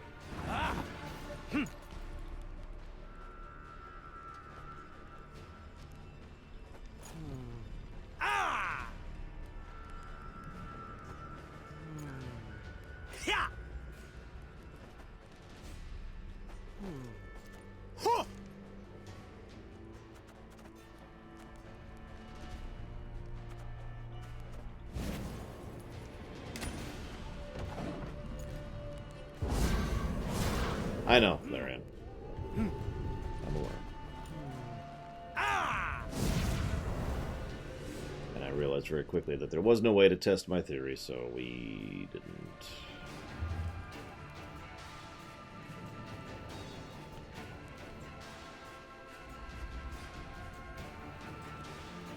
Huh? Who's there? What a nub. So, here. We are now 2 spaces. Okay, we're about to be 2 spaces. And then he turns, and he spawns us. Okay. I don't think it's actually possible to do that, so I guess it doesn't matter. Whatever. Okay. Really, Dakota?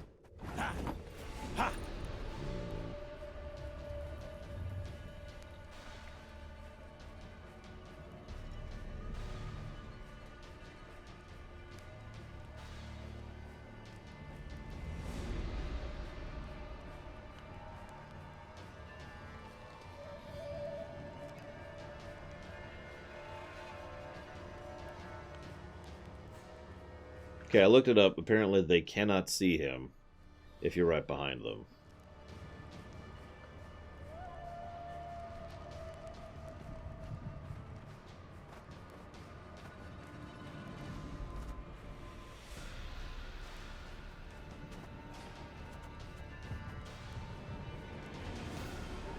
Huh? Who's there? What a knob. Ha!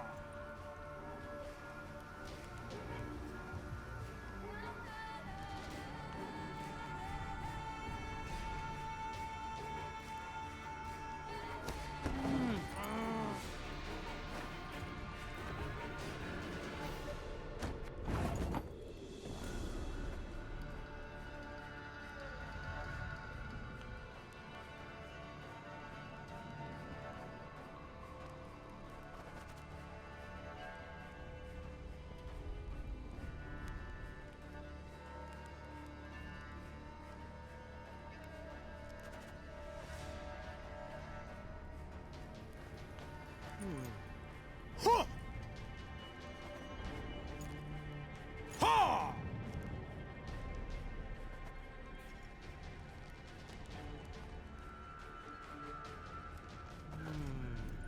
Yeah!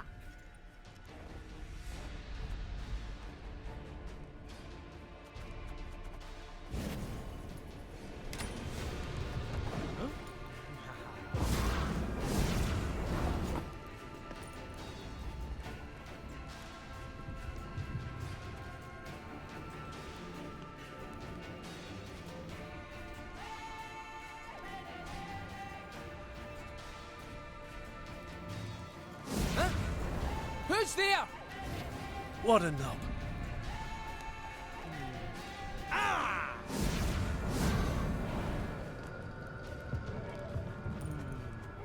Yeah! Stop!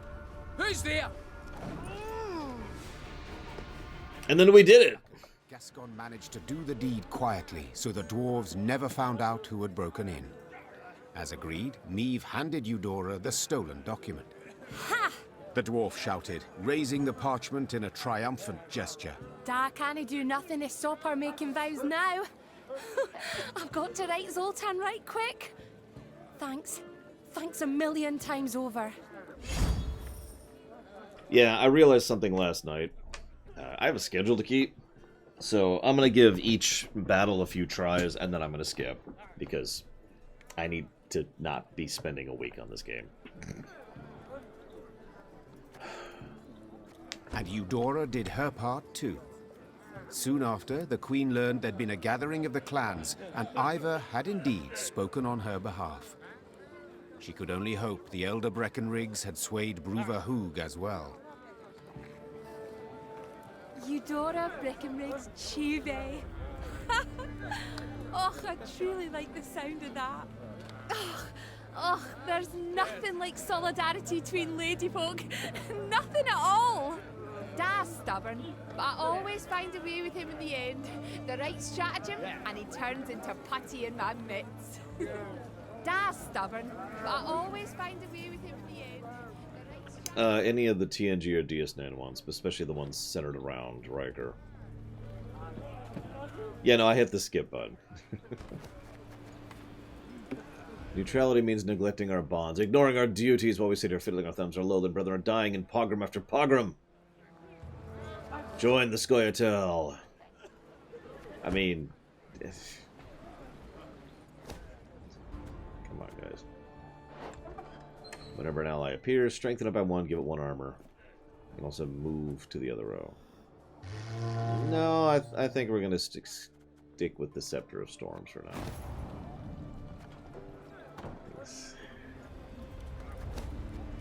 Oh yeah, right. He's the guy who wants to trade, which I don't really have any interest in.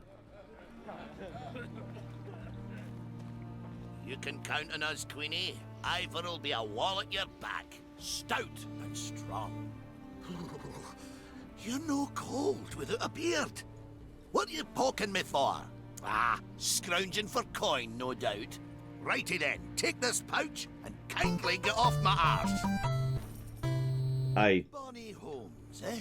Just slightly different from those straw-covered kludges of yours. Bonny homes, eh? Just slightly different from those... Weird. Thank you very much, Tormacris. Very much appreciate the sub. Thank you, sir. Now, I don't know if you know this, but you can put that towards increasing priority in a future stream. So if you'd like to, please let me know, and I'll jot it down.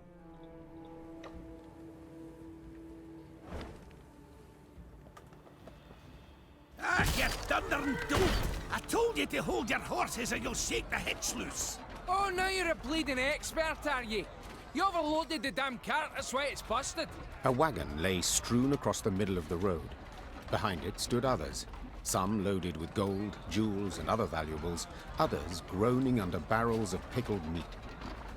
Each dwarf had his own theory about how the accident had come about, and thundered it out to all and sundry, peppered with choice invectives. An odd caravan, Meve said.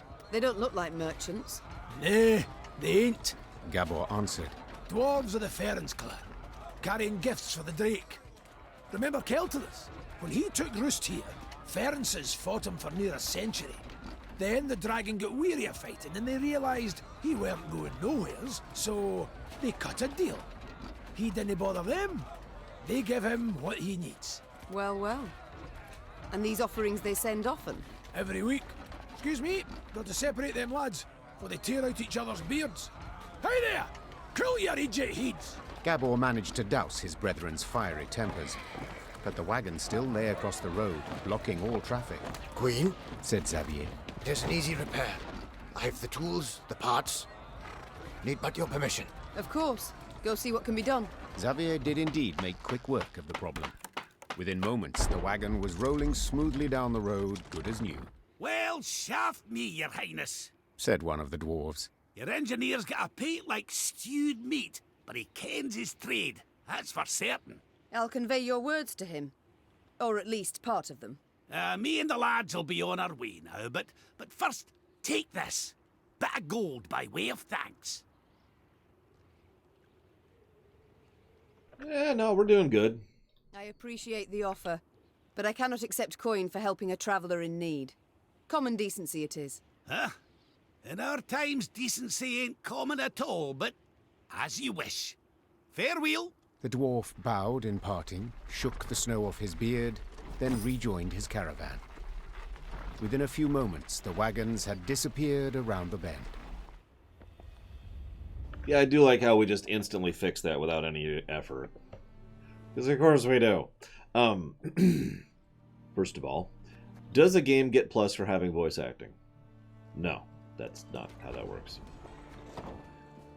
The mere presence of voice acting is neither a plus or a minus. It's dependent on how it's used, what it adds to scenes, what it adds to characters, blah, blah, blah, blah, blah. Second question. Why did Riker have a beard, or rather not have a beard, then have a beard? The original rule was that he couldn't have a beard. Then Frakes actually grew one during the seasonal break when they weren't 100% sure they were going to be doing a Season 2. And after some finagling, they allowed him to keep it, mostly because Roddenberry was no longer in charge of the show by the time Season 2 rolled around.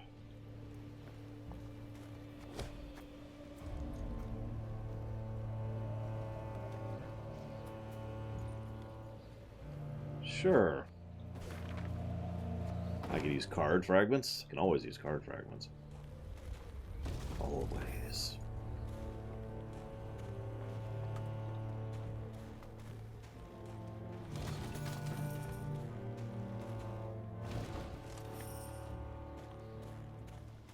He grew a beard. That's the in-universe explanation, Gum Gum. Last I checked, you don't really need a reason to grow a beard. You just kind of do.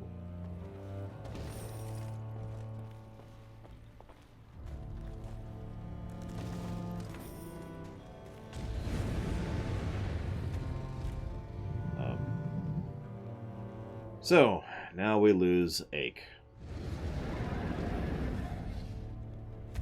A pillar of smoke rose above the mountains, and a sooty aroma filled the air. Fire, Gabor said, then took a deep sniff. Perhaps a bolt struck some barren trees. No, Meve said curtly. I know that scent too well. All Edirn reeked of it. It's the smell of burning homes. The Lyrians quickened their gait. Soon they saw a town fully aflame, and a roaring, furious dragon above it. That's your Keltanis? Gascon asked, shielding his eyes from the sharp glare emanating from the city. You were right. Perfectly harmless. Dinna ken was get his knickers in a bunch, the dwarf said, grabbing his axe from his belt. Queen, we got to make haste to the rescue. Smother your fears, Sir Dwarf, Ake proclaimed.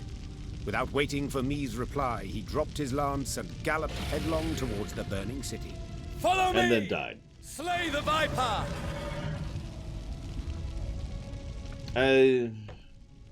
Well, okay, hold up. Hold up. I was gonna be cool with the dragon, but the dragon's attacking a village. So... Reynard! Meave called out. Have our men wet their cloaks for a modicum of fire protection. We move as soon as they're done. If we don't make haste, Ake will be reduced to smouldering plate. Your Grace, they are but common soldiers. To fight a dragon... I know, but we must help them, or at least try. While Reynard went to pass on the order, Meave turned to Gabor. This dragon, has it any weakness? Fear not, said the somber dwarf. Except a fondness for raw meat. Meave nodded and swallowed dryly. Despite the cold, she felt sweat pour down her scalp. Stifling her fear, Meave gave the order to attack, and her soldiers rode into the flaming city. From up close, Keltalis looked even more terrifying. Though enormous, he moved with shocking agility, like a lizard scurrying over sand. With one swing of his paw, he snapped the necks of 3 dwarves, then bisected a 4th with a powerful bite.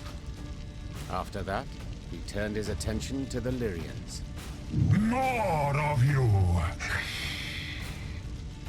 He said, twisting his bloody maw into a horrifying smile.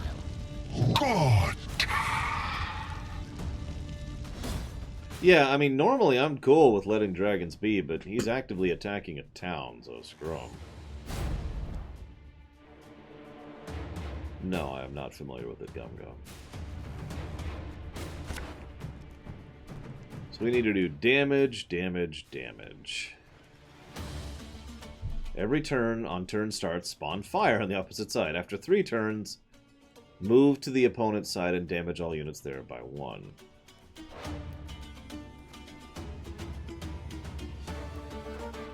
Yeah, but, I mean, he's attacking a village, so screw him. The game gave me no info, so I'm working on no info. No, Gum Gum. I don't think anybody is. Yeah, let's do that one.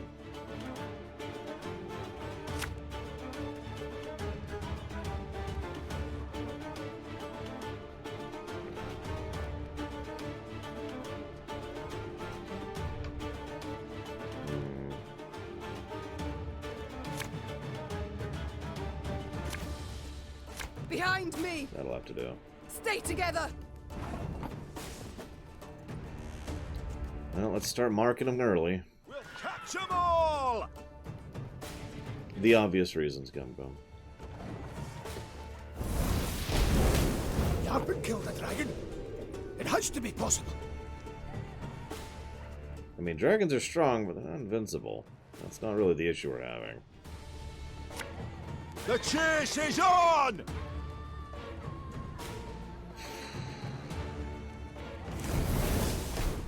Yeah, I'm kind of with Huthor on this. There's probably a reason why, and it's going to piss me off when I learn it. Watch out! But, like, he is actively in the process of currently killing people and burning homes, so...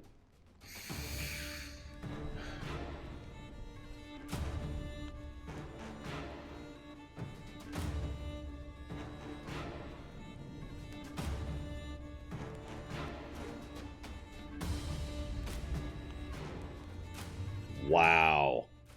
That is messed. Okay. Alright, that's no problem. We're gonna basically sacrifice him to this to get some damage out there.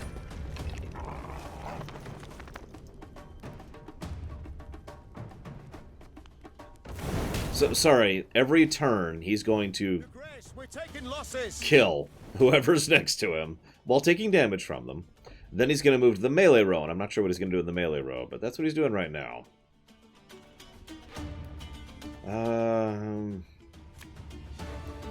Cations, Gum. They're called Cations.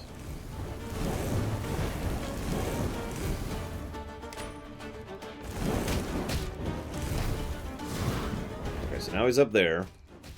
The vermin's diminished, but be wary. Every Each blow it answers still with wrath and fury. Every turn, heal for 10. So he's gonna... Oh my god. Well, fortunately, I can deal with that. 1, 2, 3, 4, 5. Jeez. That was mean. That day, many Lyrians perished, either to the dragon's all-consuming fire or to its flesh-rending claws. Yet their sacrifice was not in vain. Together with the dwarves, they were able to grievously wound Keltulis, forcing him to flee. The howls of the wounded monster rang throughout the valley. That's right, howl, you scurvy snake! Shouldn't they ever attacked us, eh? Damn fuel lizard! Meave, that's Vavrenik, elder of the town and all the Ferences. My regards, and condolences. Eh, tain't so bad. If nae for ye, wouldn't there be a stone left unrubbled? To be honest, when I caught wind some human queen come to Mahakam looking for aid, I said a crocus would sprout twixt my cheeks afore I'd vote aye on that. Gonna be a fear to look in my breeches after, but changed my mind. After what I saw today, what ye did for us, you've the support and undying gratitude of all Ferences. Thank you. Faced with a Nilfgaardian peril, that means a great deal.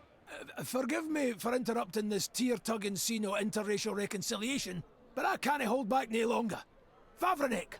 Double shice! What happened? Why'd Keltulis attack? I ken as much as ye. Meaning, squat diddly. Just flew up, started spewing flames, half the town lit up in a flash. Sheepshank! 300 years I've been a good neighbour. What's done's done. Got to think about the future. The Drake's just taking a breather. Gotta finish him off before he's regained form. Meaning, we haven't much time. He heals like an alchemist's pup. And the nearest guards are miles away. He'll be up flying again before they get here. Aye, that's what I thought. Perhaps, your grace, you'd, What? Jest you must. I ken you're tired frae the fight, dinna want to risk casualties, etc. But remember, the beast sleeping on a bed of gold and rubies. All belonging by right to Bruther, of course. But if quibbling some wandered off, he'd nae notice. I mean, that's the catch, isn't it? Dragons, high risk, high reward. I actually agree with you, Revan. And I didn't realize how bad Vice City was until I replayed it on the story axis. I mean, there's some bad gameplay stuff to Vice City too. It's just such a breath of fresh air after 3. And of course, San Andreas with a breath of fresh air after Vice City. I didn't even have to cheat in San Andreas, for God's sakes. Let's do it. I admit that does alter my calculations. Besides, the dragon was badly wounded. Putting it featherly, blood poured out of him like a leaky bladder. Just needs a coup de grace. Fine. I'll do the deed. Ken you'd see the light. Oi, Vavrenik. This lady's gonna make your rump a regular crocus garden. Aye. Queen's doing us a great service. One that'll profit us both. So, where is Keltulis' lair? North of here. It's a vast cavern. Ye canna miss it. Meve bid farewell to Vavrenek and set out on her way. Did her way lead to the dragon's lair, you ask? Shh. Let's not spoil the surprise. So, also the narrator's cheeky. This is going to sound horrible, but I wish there was a toggle in this game to make unit losses permanent. Like, anytime one of your units dies in combat, that card is...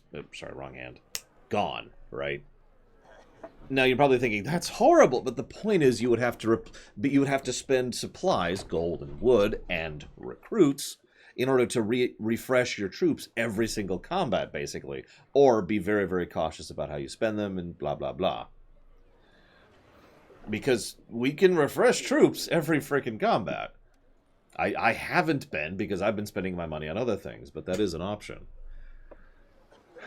Again, though, that should be a toggle, not an option. Or that should be a toggle, not mandatory. Excuse me. Let me speak clearly.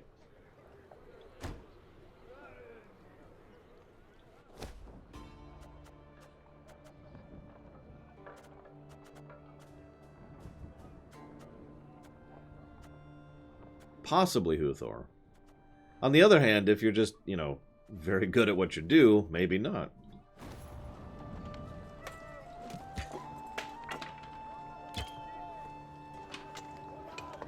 I mean, yeah, Gum Gum. I mean, you know, you have a CPU computer chip in your USB drive, you know?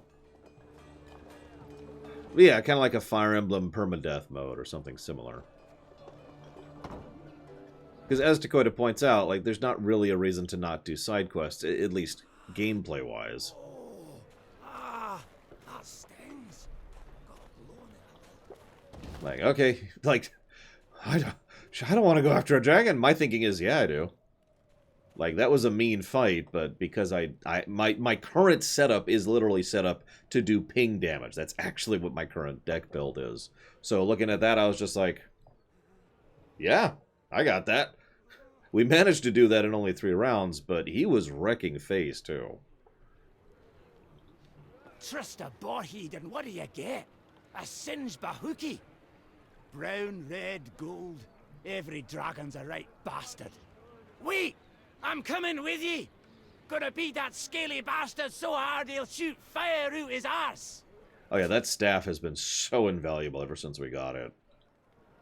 And you'll notice we have 318 recruits. I'm barely using those. I barely need to use those. Whatever, let's go meet the guy and be like, hey, and he'll be like, no, I went evil because of this incredibly valid reason. And then we'll lose Ache.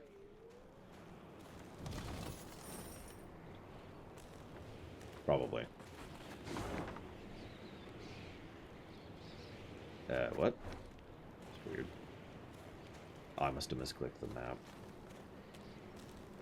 So yeah, let's get high morale for this fight. You know, the dwarves did something. Maybe unknowingly, but no, they probably knowingly did something.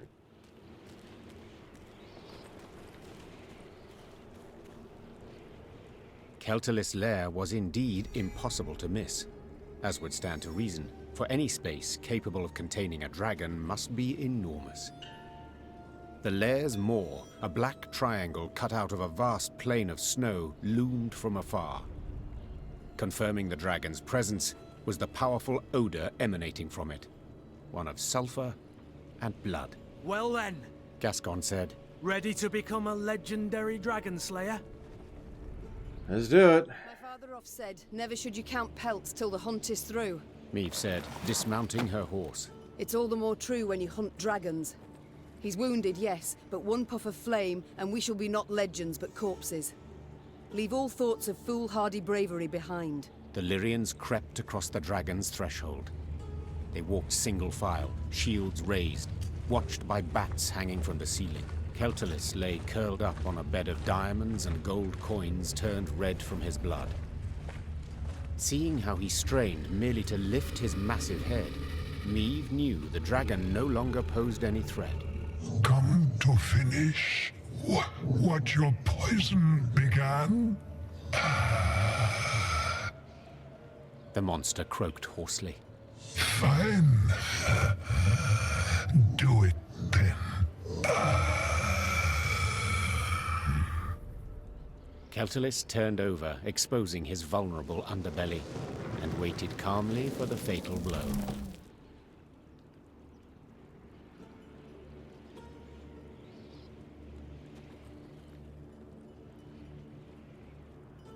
I really wish I could save.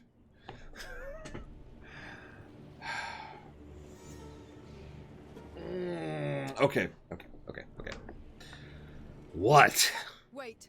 Meve said, dropping her sword. What poison?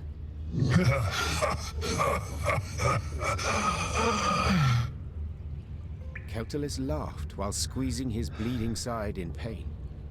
So they didn't tell you? Lousy munchkins. I like Munchkin. It's a good game. Hey! Watch your tongue! Gabor yelled. Sides, I didn't ken anything about it. Keltalis looked the Lyrians over mistrustfully with his snake-like eyes, then began to tell his tale. The caravan Meve had met on the road was different to the others. This time, Keltalis's meat had been pickled in a special brine, one spiked with poison. As the dragon lay curled up in pain, Ferenc dwarves entered his lair and smashed his head. So if I understand correctly... Meve interrupted. You're female? Correct. Same as you. As if on command, all Lyrian eyes turned to Gabor. Can you look at me? We didn't peek under his, its tail. If I may. Reynard interjected. These revelations about Keltalis's sex are undeniably fascinating. But I'm more curious why the Ferences stooped to such a dishonorable deed. That's easy enough to guess. Meve said. They were afraid the dragon would soon demand more tribute to feed its young, so they decided to strike preemptively. A wise and noble deed. Ache cried. Evil must always be nipped in the bud. To the Ferences' misfortune, they delivered too small a dose of poison. Infuriated at the sight of the broken eggs, the dragon gathered its strength and flew to the nearest town. Meve saw for herself what happened then. And now it was up to her to decide how this story would end. The dragon had killed dozens, perhaps even hundreds, but had been provoked first by the dwarves' heartless cruelty. Did it thus deserve death or mercy?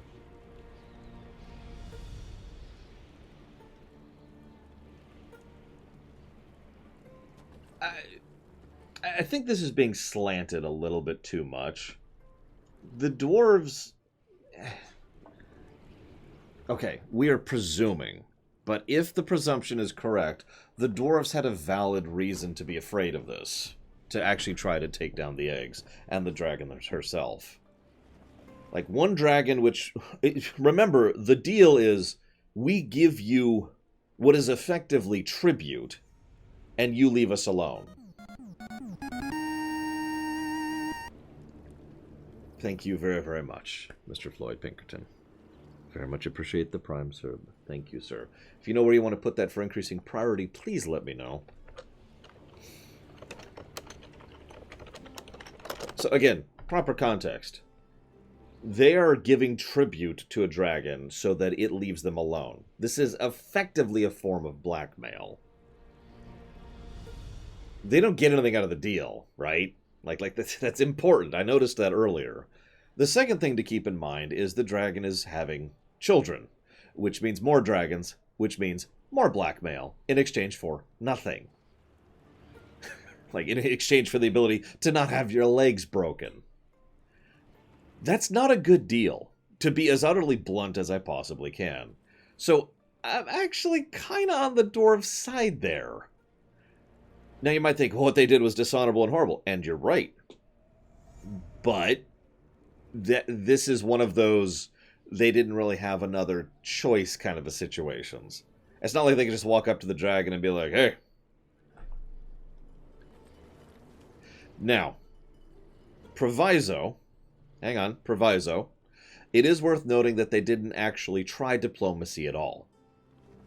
And the dwarves didn't even tell us this. If the dwarves had been overt and upfront about this, that would change the dynamic a little bit, but instead they lied to our face.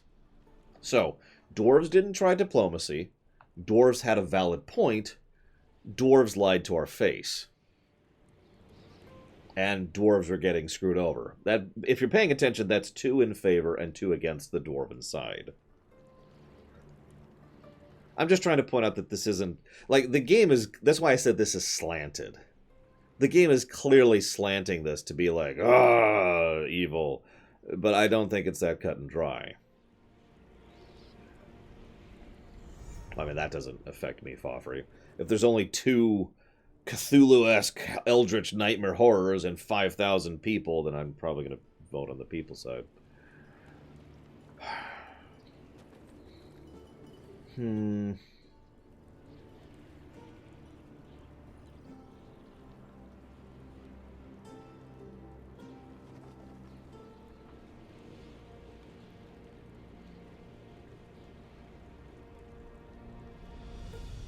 really wish I could save here. How many times have I said that this playthrough? I know I've already given the negative for that, but I'm slowly building into another negative for that because it just keeps being an issue. In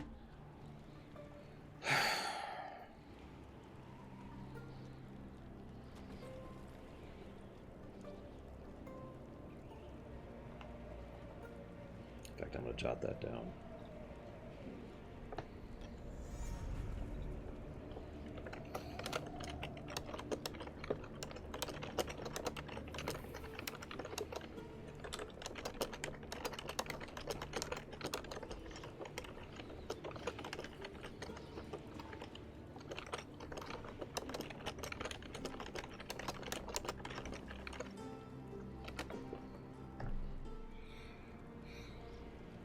No, that's a valid point, Black Vial. That's what Takoida mentioned. This is the Witcher setting. Like, if they went up to try diplomacy, it's entirely possible the dragon would have just killed him. You know? And as Lonely Danbo points out, they weren't trying to poison the dragon or be cruel, basically. They were trying to kill it. They mistook the dose. That was the flaw there. This incident wouldn't have even happened if they had actually successfully killed the dragon.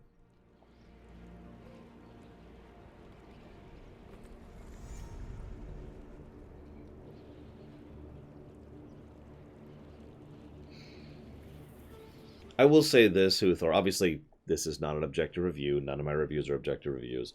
That second negative, the first negative I stand by firmly. Forced Iron Man mode is a problem for technical reasons, right? But the second negative is because of how much it's pissing me off personally. My enjoyment of the game is being lowered by the fact that I can't save. So that second one is a lot more opinion than most of my positives and negatives tend to be.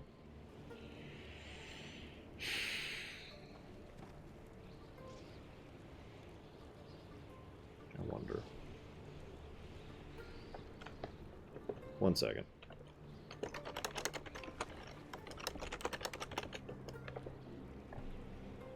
There it is.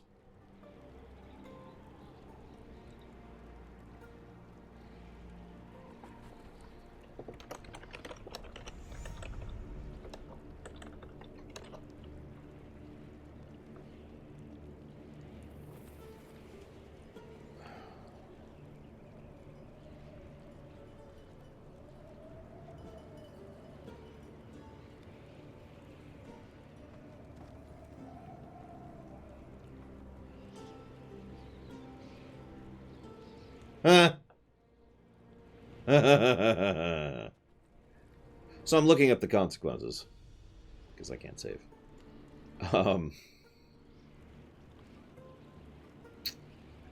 Did you know that there's a counter in the background keeping track of how evil you are? If you kill the dragon, you gain evil. If you spare the dragon, you gain evil.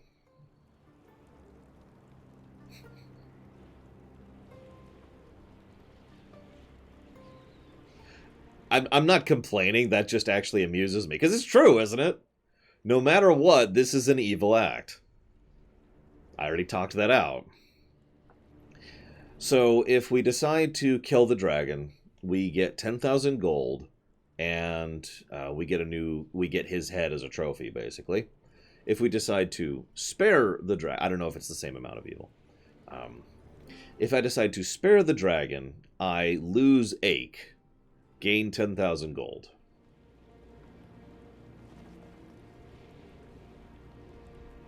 So I get 10,000 gold either way, too. The difference is, if I kill it, I keep ache and get a card. If I spare it, I lose ache. But it doesn't tell me anything about, like, the actual consequence I give a crap about.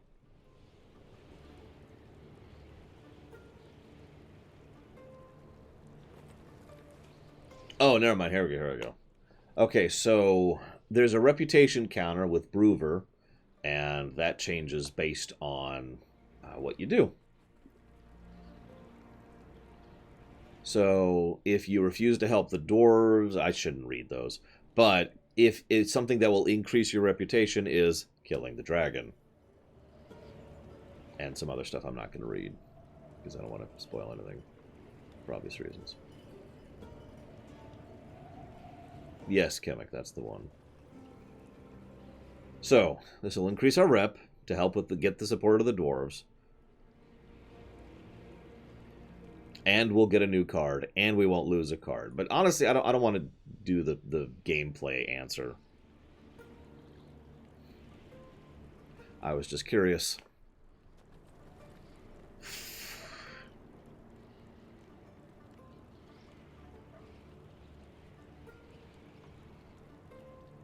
I mean, I agree with you, Huthor. I just don't agree with you. That's all.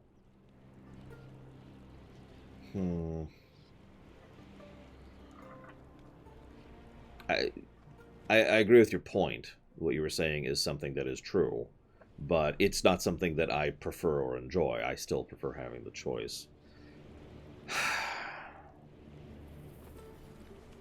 I will admit I'm more leaning towards letting the dragon live. I said from the beginning I was prepared to lose Ache. Right? I called it. I called it like 2 days ago.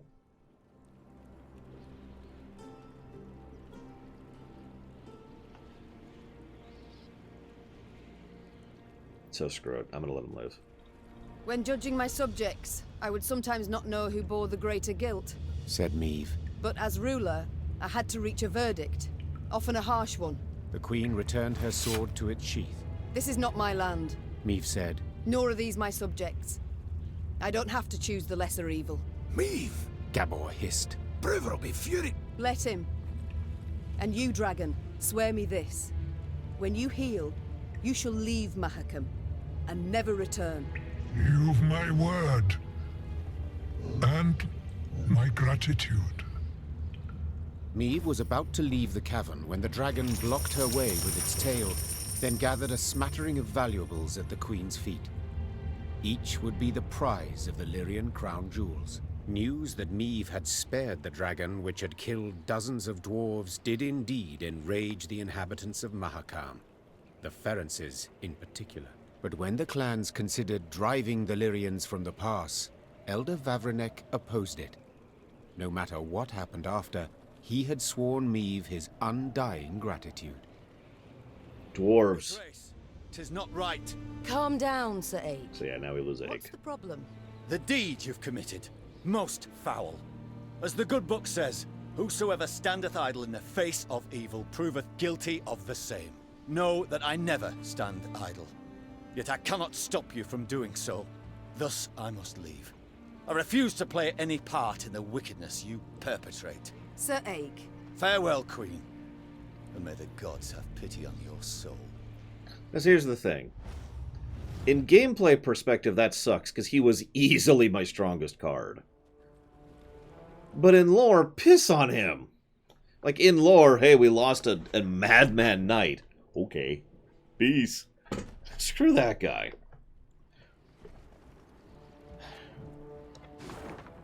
It's in the book that if you are named Meve, screweth youeth. Verily and yawn. Yes, I just lost my Superstar Destroyer. The closest thing I have now is Isbel, which I'm expecting to lose her at some point too, if I'm just being honest.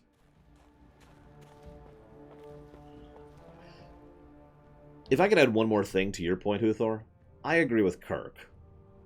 And it's not just because of some idealism, although I am a very idealistic person. It's also because of experience. In my real-life experience, there's usually another option. There's usually another path. There's no win scenario. You know what I mean? That's all I'm going to say on that matter.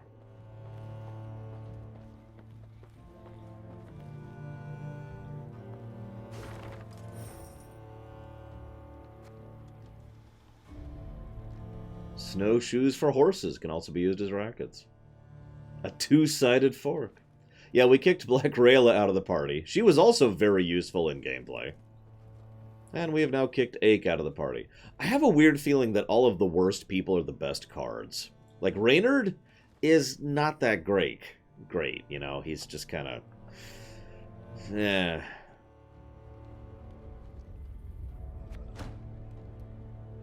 In fact, actually, I want to look at my cards here really quick. Because, yeah, we have... okay. So far, the people we have who've been decent are Gascon, who...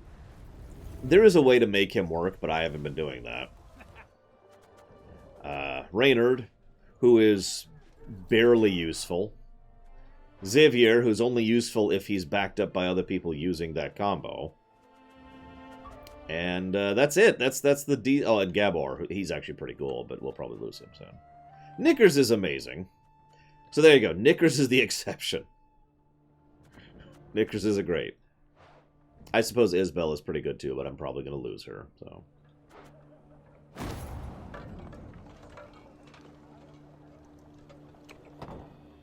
Sure, Tamaz. Why not? I mean, I'm fully expecting to lose all my good cards soon. Although, I'm actually curious. Give me just 1 second. I want to know what the card is that I would have gotten. The dragon card?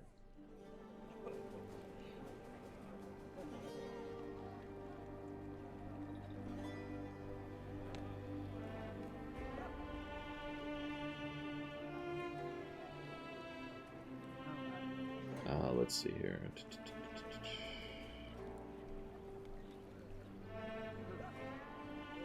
Scroll down a bit. Scroll down a bit.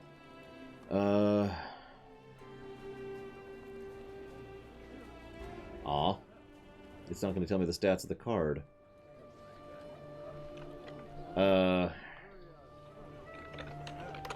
See if I can find stats on it somewhere.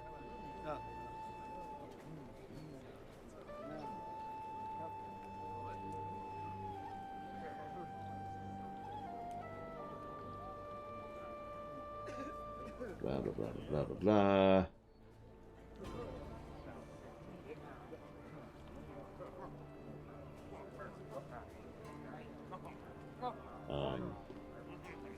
This can't be this hard. I just want to know what the card is.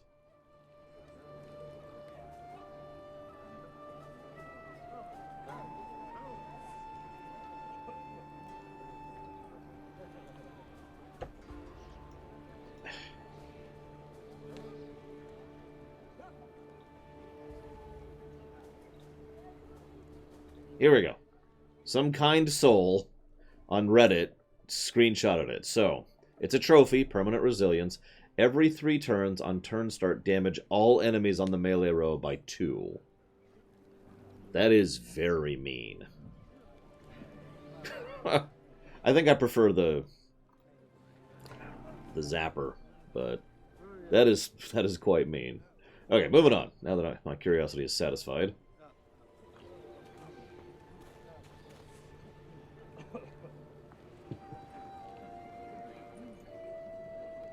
Meve squinted, the better to see the scene. Several dozen dwarves had gathered on the cliff overlooking the chasm. All were turned towards a ramp, at the peak of which stood a barrel. What is that gathering about? Asked the queen. Have we a feast day? Nay, answered Gabor grimly. 'Tis an execution. A hairy head peeked out of the barrel. The long, pointy nose and ears left no doubt that it belonged to a gnome. The first Meve had ever seen in her life. Help! Save me! The gnome yelled. They aim to kill me! Cast me in the chasm! Shut your maw!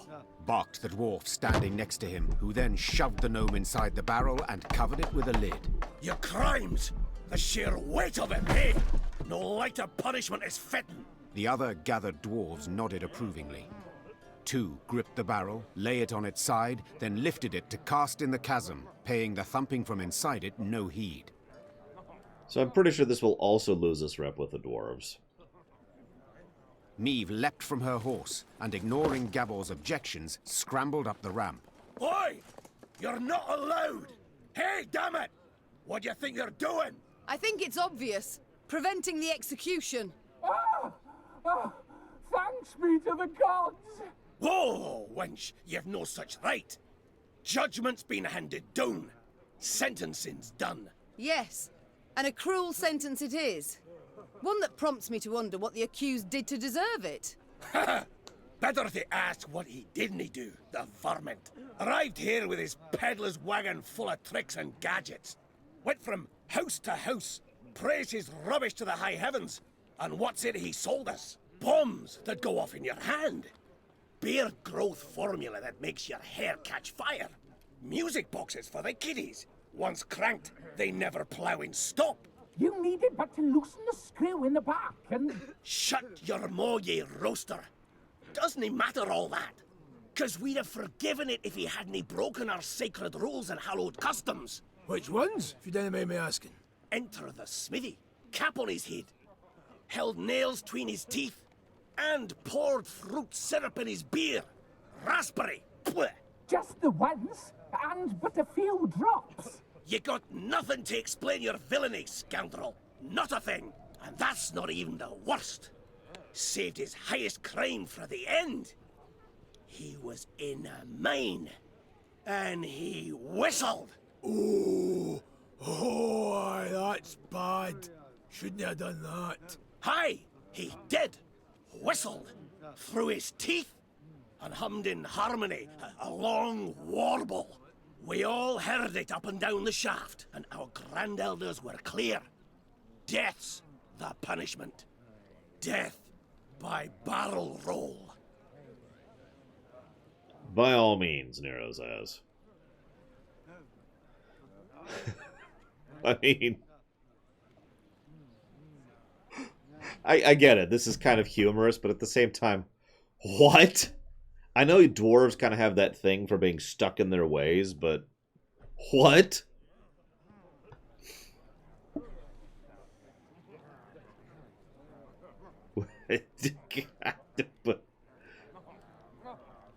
I mean, he did whistle. He whistled while they worked. And,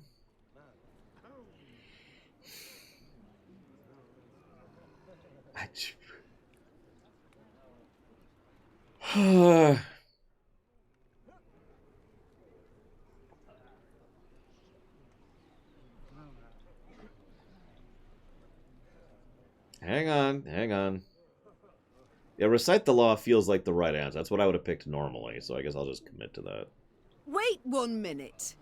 What exactly does the Four Dwarfs Codex say? Which stricture did he violate? What did... How's it a wench and a human one to boot?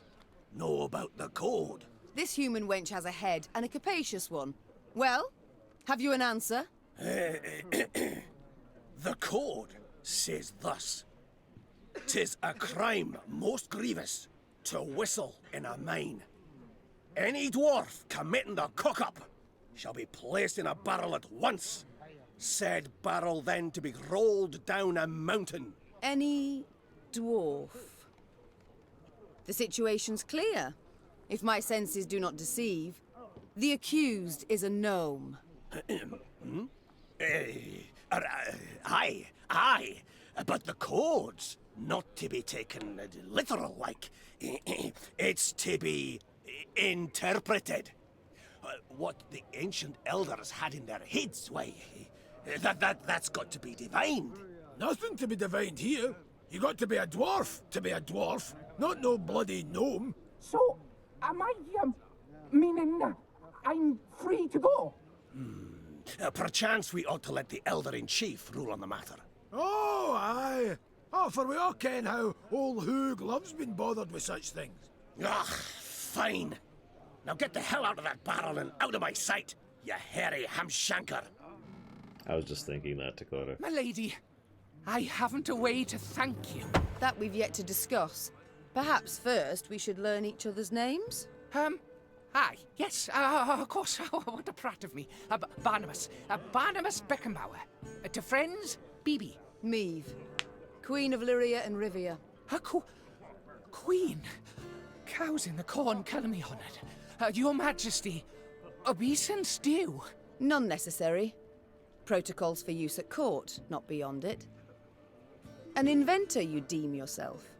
Am I right? Most assuredly. And a crap one, apparently. Truth be told, the dwarves saw no ingenuity in my craft. Seems I'm ahead of my time. Fiery bursts in the palm of your hand. They shall be in fashion one day, to your mind. Oh, nay, just a bit of misfortune, that's all that was.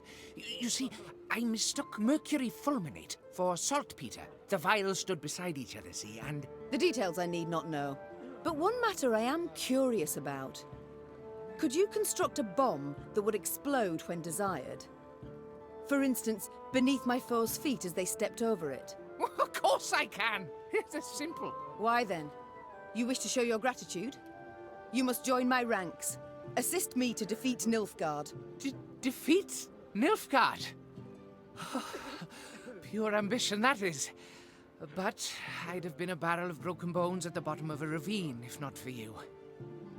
I'll do what you ask to pay off my debt. Okay.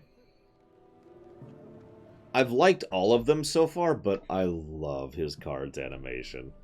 Look at that. Look at it.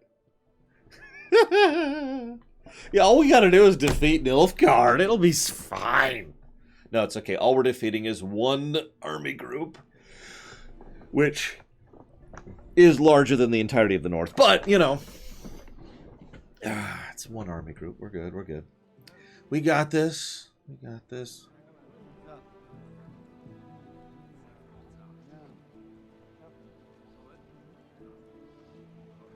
Okay, I'll buy Tomaz. I don't see it. Of course, I don't think that way. Good fortune to your mother, Bragwin. I will be going for groceries tomorrow, so that should be fun. And thus, for the first time in Lyrian annals, a gnome enlisted with the army. And though Barnabas Beckenbauer was diminutive of body, this new recruit would prove his worth on more than one occasion.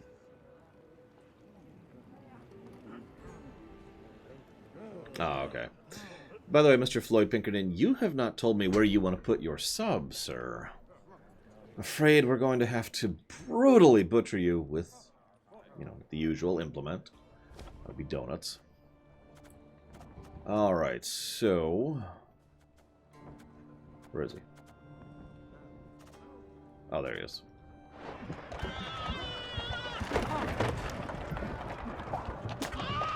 So...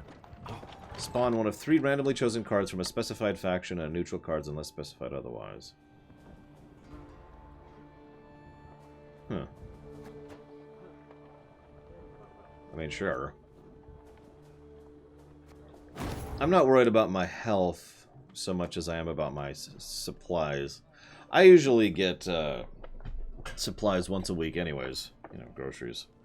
But I'm going to go ahead and do a little bit more stocking than usual. Get some more meat and eggs, stuff I can put in the freezer, that kind of thing. I like that idea, Huthor. Mr. Floyd Pinkerton, let's put you in a barrel and then kick you over the edge into the chasm. All in favor?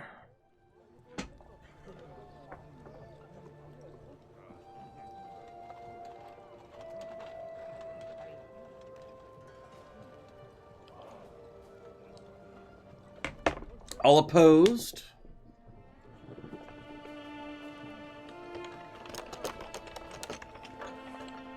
All right, the ayes have it.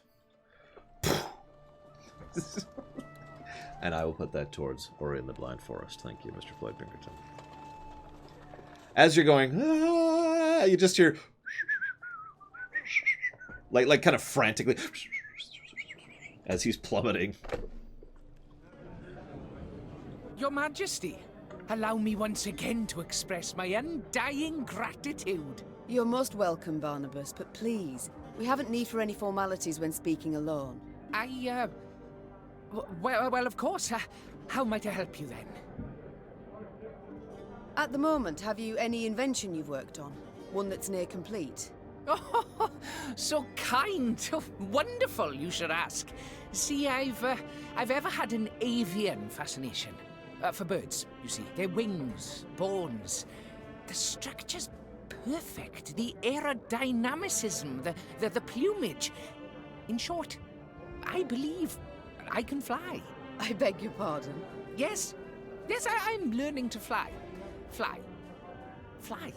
You've not misheard. I, Barnabas Beckenbauer, will be the first gnome... Oh, what am I saying? The first mammal to free himself of the soil's bondage and soar to the clouds. But aren't bats also? Ha! A detail.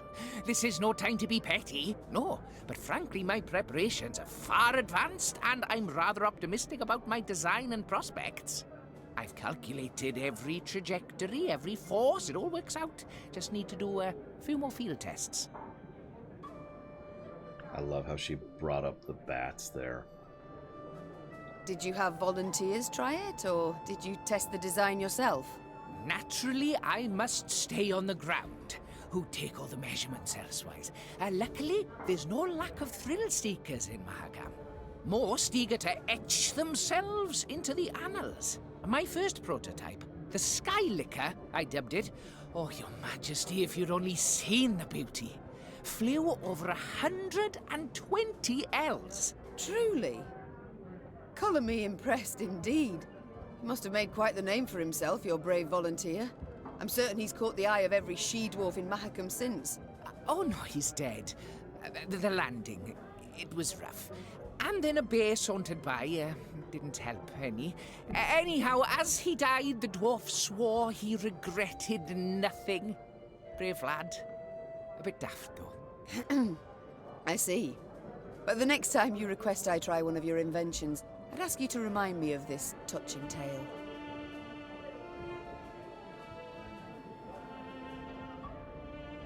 I like to know... No, I must know who I travel with. Please do tell me about yourself. About me? I've most civil relations with dwarves, as you saw. But is there anything in particular you'd like to know? Why not start at the beginning? Tell me where you hail from, perhaps. Oh, right. I was born in the distant south, in Tir Tokhair. My mother was a washerwife, my father, an armourer. Soon as I'd passed 40 winters and could strike out on my own, I left the family, my native parts. So I've been on the road now about, 20-odd years. Indeed. A rather long while. Did the south simply not suit you? Oh, I wouldn't say that exactly. It's just staying would have meant stepping into my father's shoes.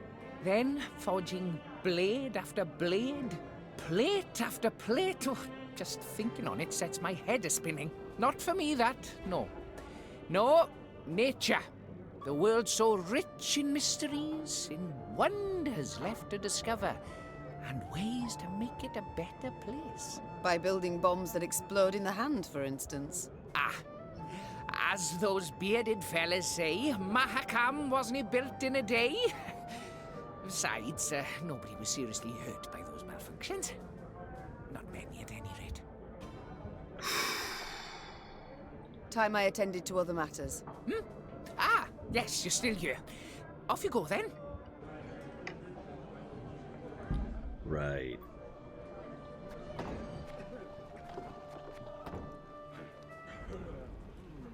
You change your mind, lass, let me know, eh? Got the barrel ready and waiting. Why do they waste a barrel? Well, a damn shame. What with such good visibility today, too. Oh my god. You change your mind, lass, let me know, eh? Got the barrel ready and waiting.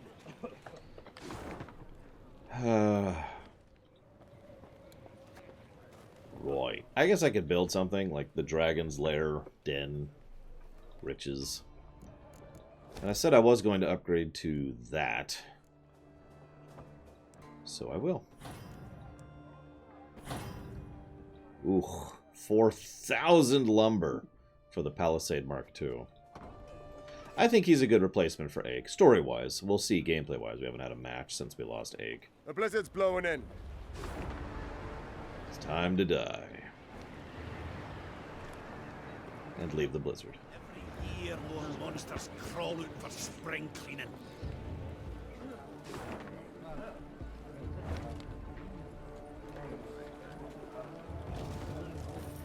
People told me, Mr. Floyd. Remember, if you pass a snail en route to the mine, share a wee bite with him. Never, ever whistle in the mines. Now Why? hold on. Pour you some hoots first. Makes for merrier marching when things get frosty. Never, ever whistle in the mines. I gotta say, if I could just rant for 1 second. Why are people going for frickin' toilet paper of all the things to stockpile? Like, I'll be stockpiling a few things. None of them are toilet paper. Granted, I have plenty of toilet paper because I buy them by the, you know, the 24-pack or 36-pack or whatever it is. So, you know, I'm good for a few months.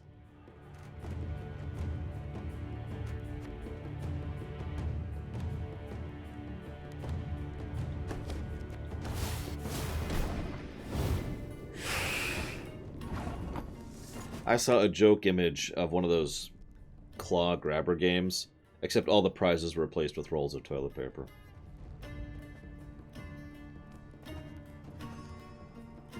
What is with forktails and harpies?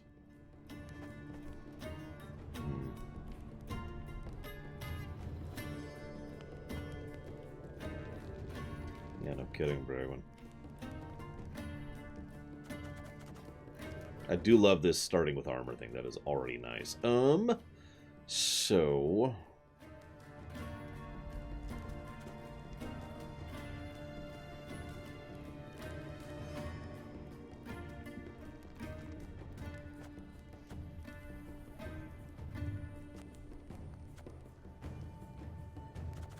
let's go ahead and send out a slinger. Sorry, I'm debating my options here because this is a normal fight. And we'll go and attack those three guys. Spawning some harpies.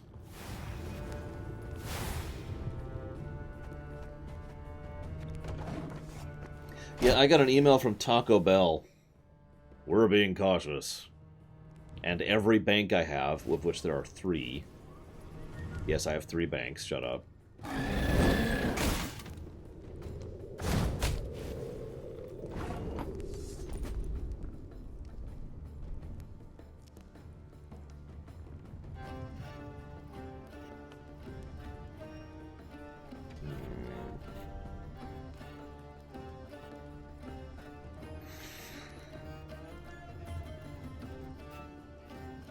Honestly, this seems like a good time for this. And we'll get out the dog. So 3 damage to everything. Knickers comes out. Who's a good boy, Knickers? Who's a good boy? And we could kill those 2 harpies right now.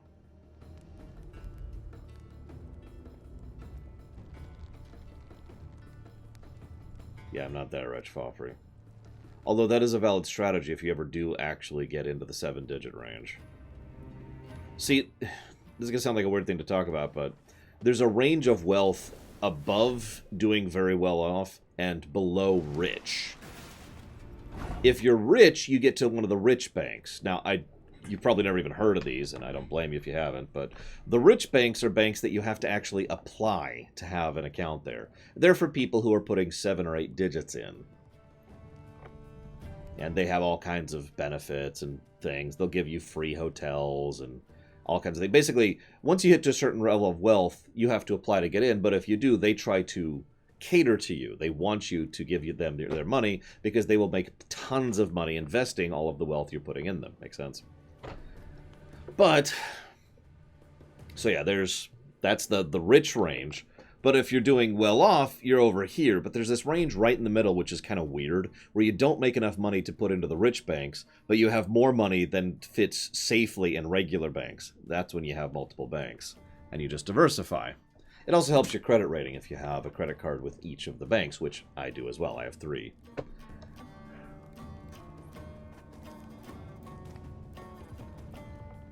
Random economic factoid of the day. See, I really want to save most of these units for later. That's why I'm sitting here. I'm going to go ahead and play 1 bomber. Yes, 1 bomber. Put it in the front row. It's going to nuke the hell out of a lot of things.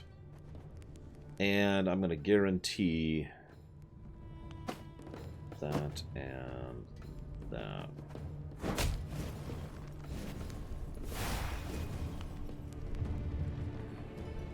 Well, the main limitation here in the States is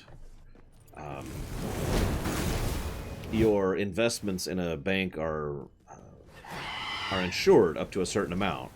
So even if the absolute worst case thing happens, you are going to still keep your money. That has a limit, however, a limit of $100,000. I'll go ahead and tell you the amount. So if you're going to be putting more than $100,000 into the bank, you probably want to be thinking about a second bank at that point.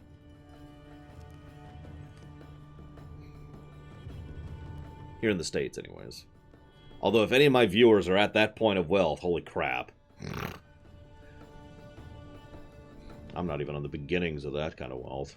I can pay the bills, and I don't have to worry about eating or where I'm going to live the next month. And you know what? I'm happy with that. I've had a lot worse.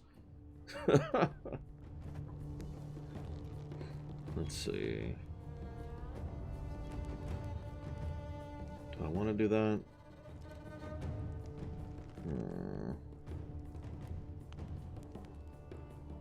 Kind of wish I had the 3 thing now again.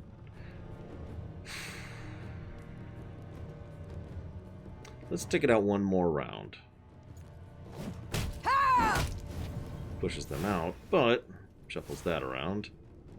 And allows me to guaranteed kill those 4 guys. Which I'm going to go ahead and do, because this will go away once the round ends. Unfortunately, I do have to play a card. So I will go ahead and play her. We're not taking a lot of damage anyways. It's not too late to walk away.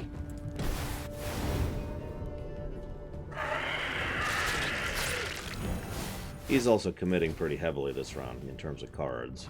So I'm probably going to go ahead and accept a loss this round. Or I could do this.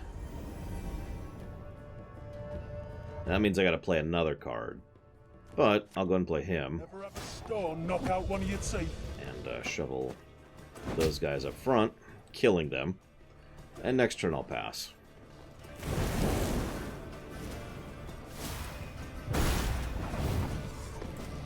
So, pass.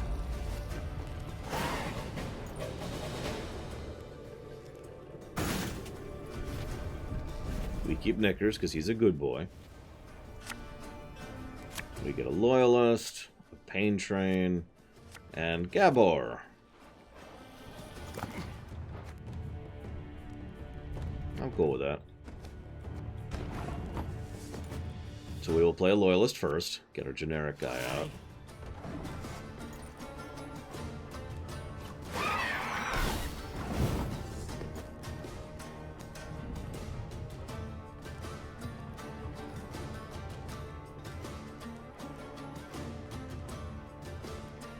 We'll go and play a Slinger. So we don't have to use them immediately with the upgraded Slinger. Reynard's ability is he gives everyone else 1 charge of their on-use abilities. That includes the Scepter, consequently. But that's it. He's kind of crap otherwise, like I mentioned. No offense, Reynard. So we're going to go ahead and do the triple hit here. Push them back. And then set the back row on fire. You mad? Don't say that!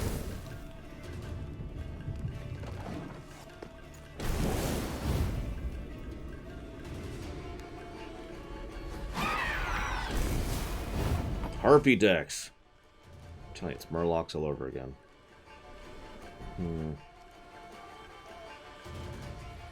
Let's go and get the Pain Train going, focusing on that Forktail. And I'm also going to shuffle those back and kill that egg. Which will spawn a Harpy in the back row, which is where I want it to be. I could also kill that Harpy and that egg right now, but I don't want to do that until I can kill the egg, then the Harpy. So we're done.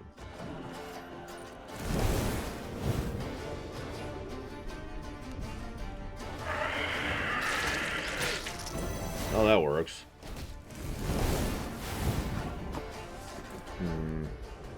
Let's play a random card just to delay a little bit, see what happens.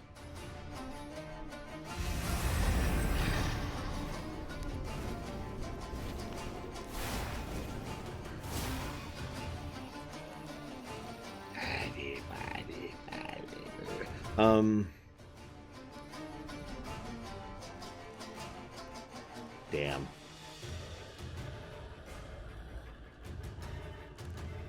So if I click this, there's a random chance it'll kill all the harpies. I'm gonna go for it. Nope. Bad luck. Killed all but one.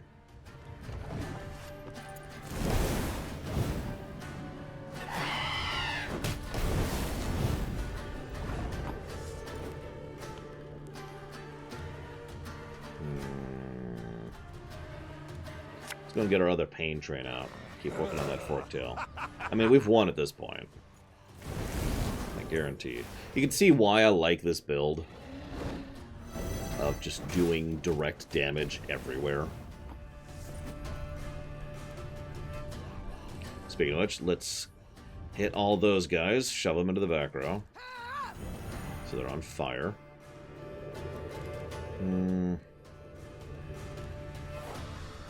Let's go ahead and do this and play a random trinket. Let's see what happens. Trinket. Good. No do I have no trinkets left? Okay, well that's good to know.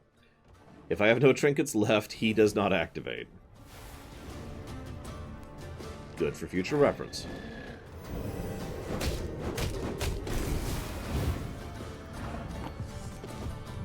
So this is my last turn. So we're going to go ahead and nuke. That.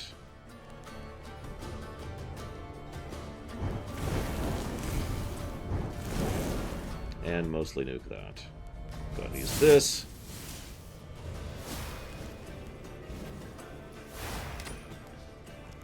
And I suppose that's all we can do. We're done.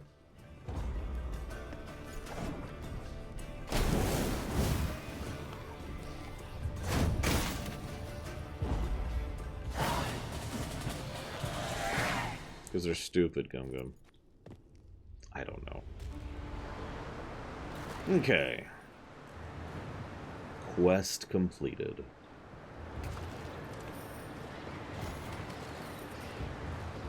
Quest advanced.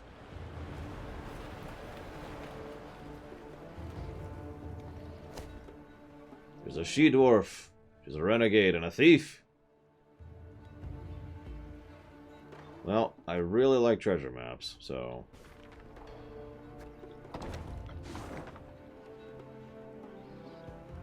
That looks like that's up there.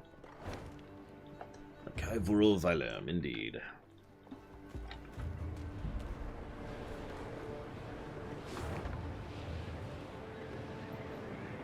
Yeah.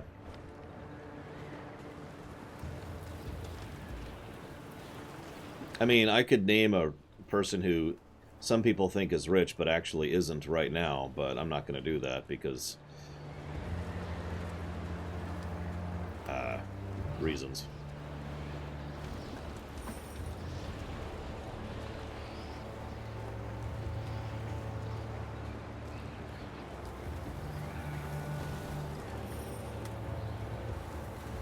Meve rode on in silence, endeavoring to work out the length of her exile thus far. A scout's call tore her from her reverie. Your Grace! You must see this! Yes, with a grave mien, the soldier indicated a track in the snow. The hobnail boot print was all too familiar. Meve had seen it before, upon Lyria's sandy tracks, and midst the ashes to which Edirn had been turned. Nilfgaardian footmen. Seethed Meve. Marched through of late. Interrupted Gascon. A day, perhaps 2 days past. The scouts had learned a Nilfgaardian caravan with an armed escort had recently arrived in Mahaka. The invaders had brought with them chests brimming with gold and jewels, then exchanged these for the finest Mahakaman-forged swords and spears. A scout gave me one of the coins the Blackclads had used for payment. Upon the coin's back, the Lyrian eagle. They pay with gold from my vault. The Queen said through gritted teeth. For arms that would cut down my fighting men and subjects. We might yet pursue and hunt them down, said Reynard, a spark in his eye. And make certain Ed Dahi never lays hands on those weapons. You might, I can. Piped up Gabor, who had been listening to their exchange. But you might also recall, We Mahakimans are neutrals who assure all guests within our borders safety. True, formally speaking, the Nilfgaardians have passed outside them, but attack him a stone's throw from our gates, and you'll see Brewer's rage come out his ears as steam, and out his arse as fire. Okay, I'm already kind of in hot water with the dwarves. So I'm kind of holding back on this one. Like, denying the Nilfgaardians supplies is a good thing, but we kind of need the dwarves' help. Really badly. No, Dream Whisperer. Oh, someone already answered you, never mind. Hey, Zobi. So there's not actually a rumination going to happen at this game. If you go to the website, lorerunner.com, you will see an entire list of all of the upcoming ruminations for the year.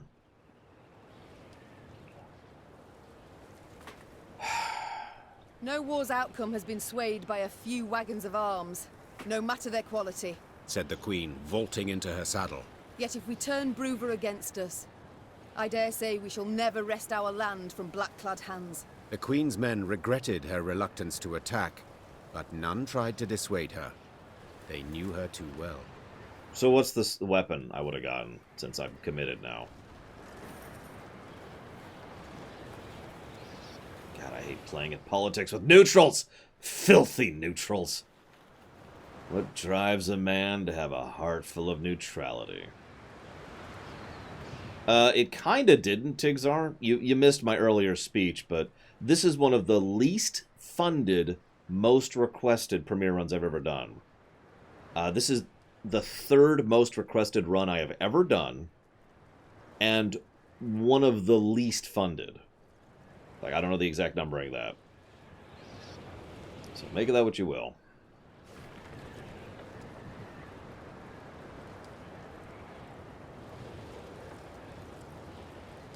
What's it do? Oh, here we go.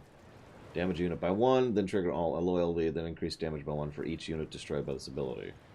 That's pretty situational. Wash your beard with a herbal rinse before and after every shift. If you pass a snail, share a bite. If you have a hare, a dwarf, or thrush, stop where you are. And never, ever whistle in the mine. Where are we at? Okay. That is true, Gum Gum. Although that's usually because that person has deep pockets, but whatever.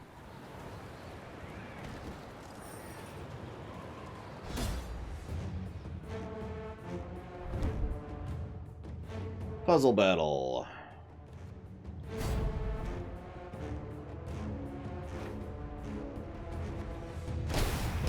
Kill the beast. On every turn, spawn 4 Barghists with 4 power. If there's a Barghist on the battlefield, immune to all damage. No. First of all, Wales is a derogatory term which also implies stupidity. Second of all, the level of money whales blow on runs, or on things, is so much higher tier than what people spend on my show. So, Epidemic will destroy all of those.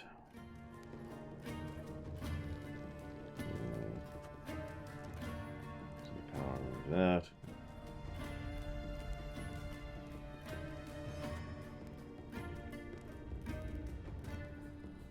Okay, so I have 2 methods of sweeping.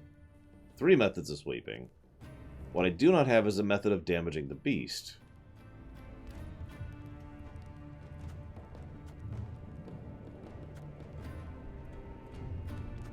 So let's go and play the catapult. Sure, we go and play Epidemic. Hold up. What?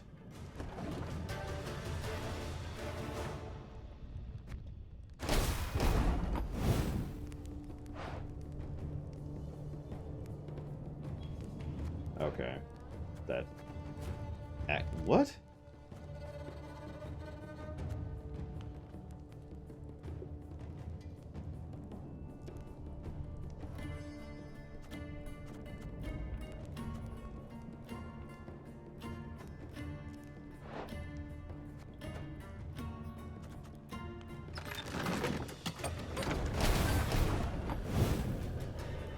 Oh, okay. That makes slightly more sense. Barely. Stop your yapping and start digging. Gonna need 3 buckets of nails and a tub full of pegs. Come on.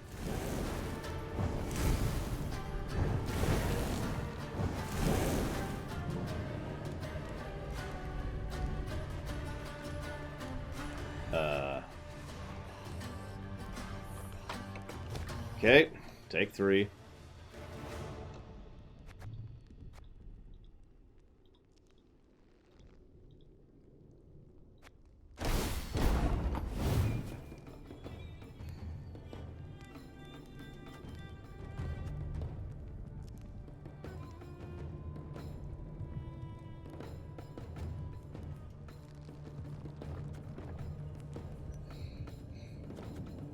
Stop your yapping and start digging.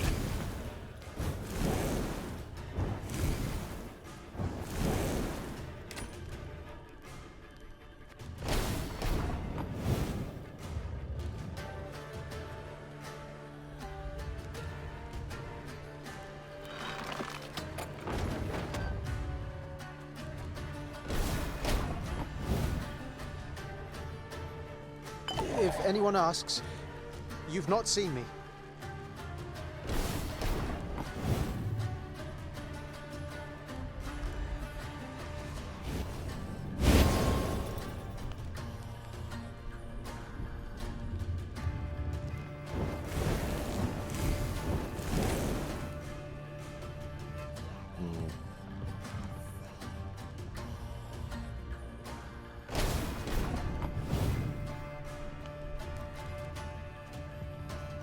There's been a mistake. I'm no mage.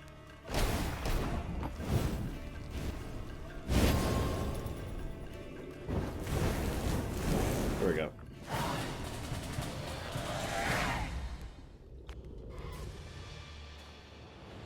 When did I say that, Gum Gum?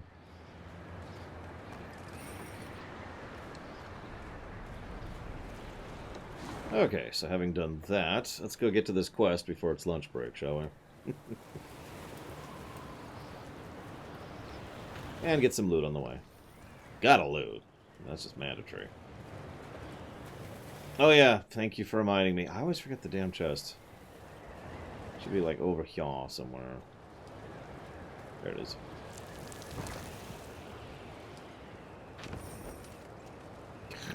Pittance. Whatever.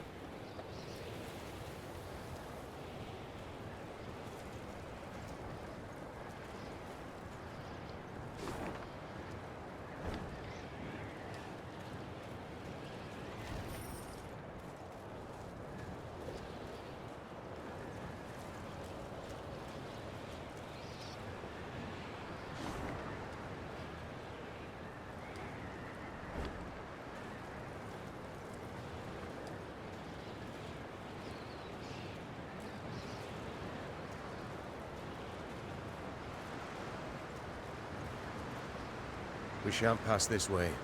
Oh, Rainy, whatever would we do without you? Plummet off the cliff like lemmings, no doubt. Meve squinted and gazed off into the distance. It seemed to her that hundreds of black patches covered the peaks on the horizon. Once she had ridden up closer, she realized these were the windows of homes carved out of solid rock. Our pride this was, sighed Gabor. Burra's Rump. A city carved out of mountain rock. Hundreds of miles of tunnels, dozens of steelworks, smithies and forges. Now, it's a vast lair to monsters. They ooze from underground, weave their nests, hatch their young, and when hunger hits them in the gut, they prowl down into the pass. Meve stood at the entrance to the underground city. The monumental gate, cast in bronze, lay on the ground, folded multiple times as a scroll of paper. Out of blackened windows oozed a stench of rotting meat and mold. The Queen bent an ear to hear water dripping, and, in the distance, a metallic scraping. A sound akin to chitinous scales rubbing against rock. The soldiers await your order, Your Grace. said Reynard quietly, as if he feared he would wake the beasts asleep in the caverns. Do you recall my words as we fled Lyria? Said Meve, turning to Reynard. You swore you would retake your crown, even if you had to penetrate hell to do so. Time to follow that oath. The Queen inhaled deeply and stepped forward, her sword raised and prepared to strike or parry. Moments later, it was swinging, fighting, as the current tenants of Borrow's Rump came out to meet her. Story battle. Optional. Destroy the monster nest. But yes, orcs can be all sorts of things, but orcs, those are, in my opinion, best perceived when they are effectively all in good fun, or a joke if you prefer.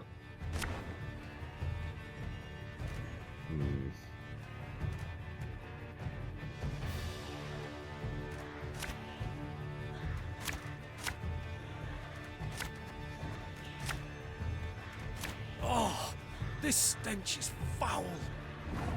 I'd like to make it known that us gnomes don't run so fast. You know, in case you were planning to skip out on the quick. Every 3 turns on turn start, spawn a Slizzard. Damage self by 10 whenever a Slizzard's destroyed. But yeah, like, I know some people disagree, but Warhammer 40k for me is best when it's all in good fun. That's, you know, my opinion. You mad? Don't say that!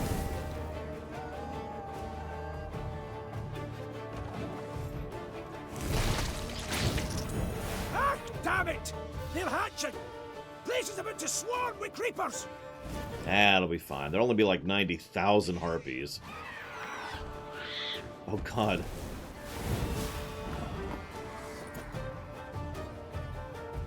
Every turn, destroy the lowest ally and boost a random ally by its power.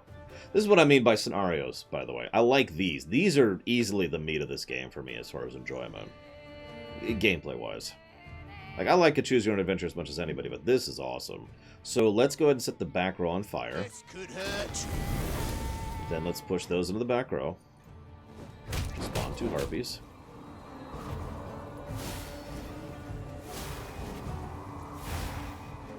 And then we'll end turn, because we can't do anything else right now.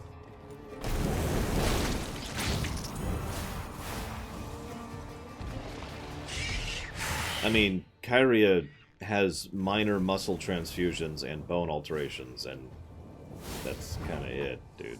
I mean, or dudette.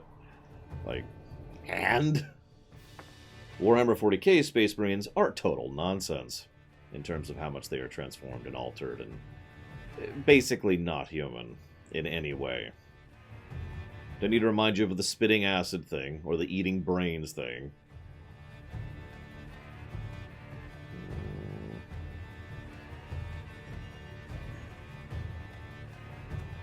Well, let's see what this does. I think you'll really like this one. So we can get a crow's eye, move 6 enemies to the other row and damage them. Nice. Heal an ally and strengthen it, or play a random bronze. We'll go ahead and do the crow's eye.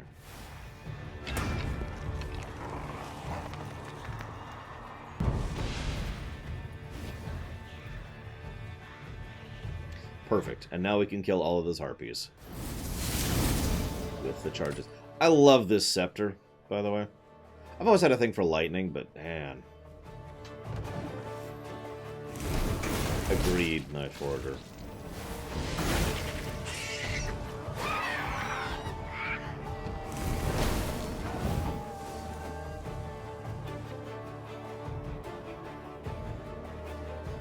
Okay. I'm gonna hold off on that for a little bit. Let's go ahead and start getting the pain train going. I probably should have done this already, honestly.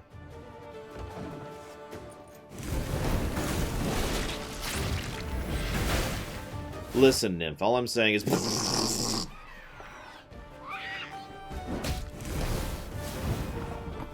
And we'll get the rest of the pain train going. Let's go ahead and spawn those while we're at it.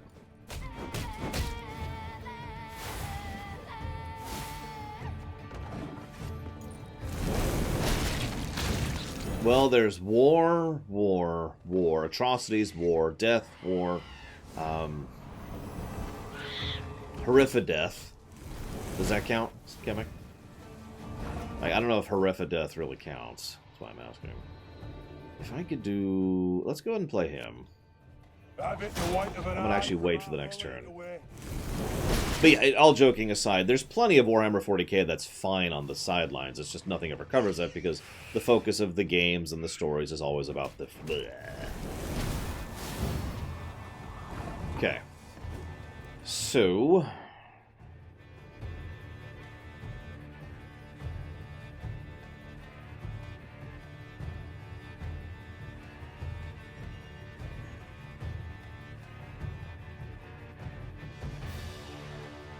I'm going to go ahead and use it on the 2 5s and the 8. Which will damage all of them, not kill any of them. But it does put me in position to... Let's use the Bone Talisman. Let's delay a little bit, see what happens here.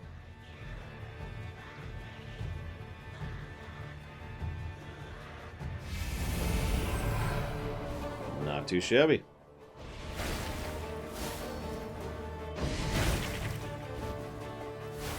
Actually, that's pretty damn good. I'll take that. I can also kill 4 of those with a random chance to kill the Mega Harpy. Which I think I'm going to go ahead and go for. There we go.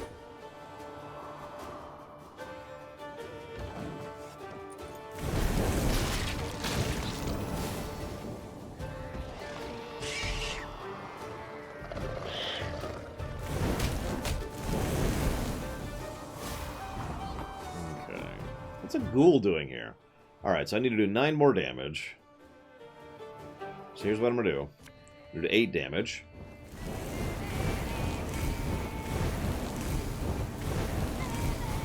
Then I'm going to target the weakest enemy for 2 damage. This way! Follow me!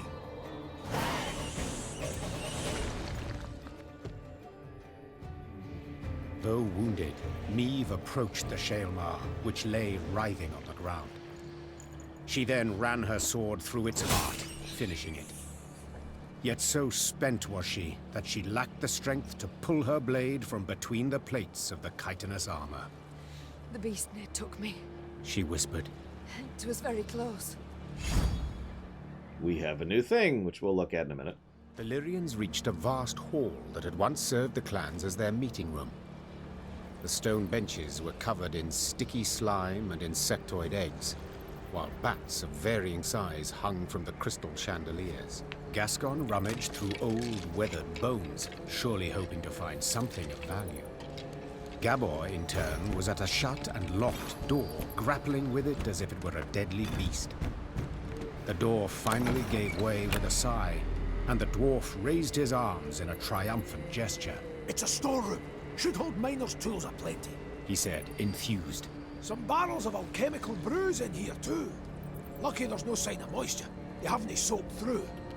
All's we've got to do is roll them out into the corridor and set a bit of fire to them, and whoomph! We'll have sealed the beasts off from the pass once and for all. Meve treated the dwarves' instructions as hallowed. Soon after, the mountains trembled from a powerful explosion. Rubble came down and blocked the tunnels. They say the plumes of smoke escaping the window openings in the rock could be seen as far as Aldersburg. You're welcome. Hopefully that one will not go down in the Book of Grudges and then go in the other book. The dwarves have another book, right?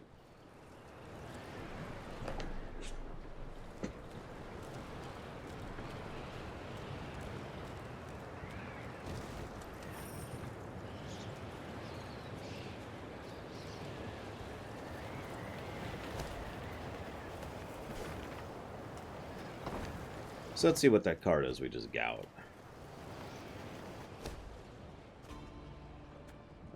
Where is it? Wolfsbane. Draw 2 units and set their power to 1.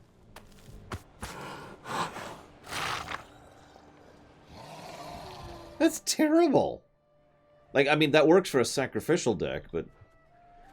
which I've already seen several combos that will work for a sacrificial deck. But I'm not running a sacrificial deck, so piss off.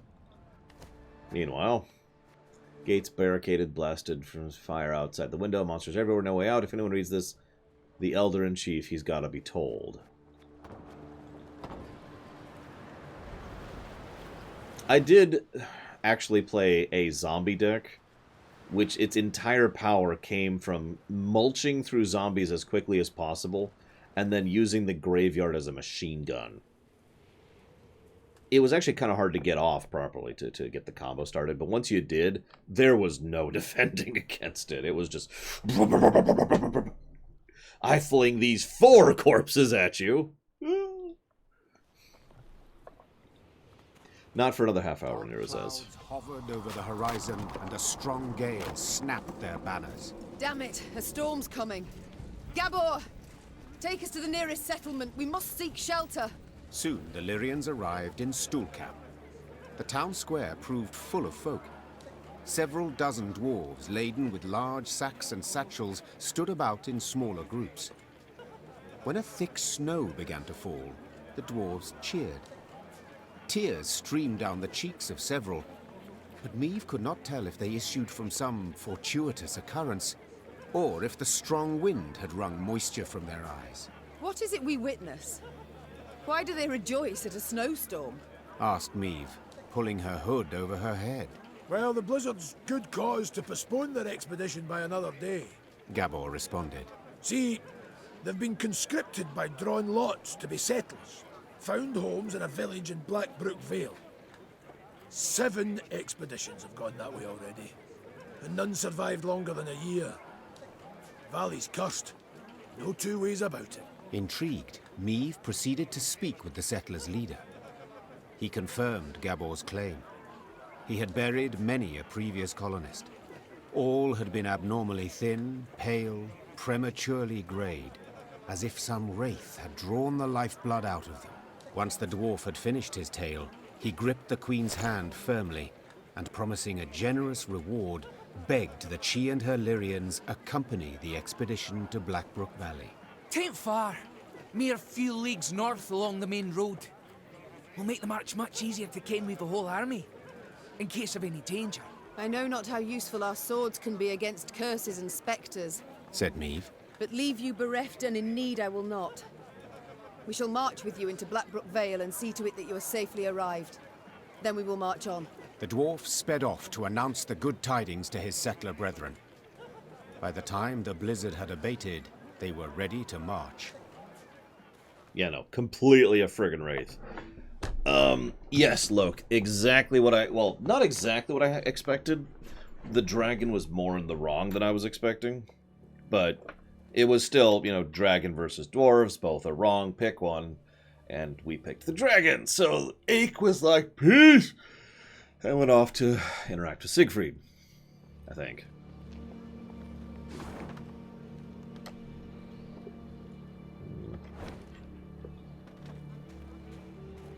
Be bold.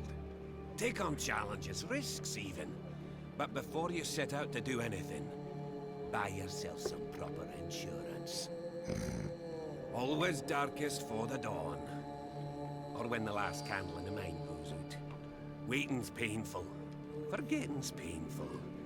But an arse dragged across cinders is the worst kind of suffering.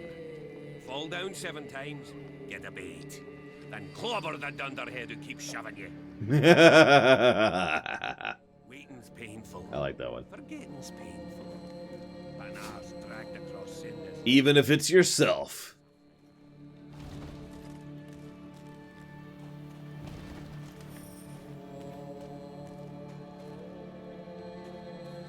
I will kill you, Kamek.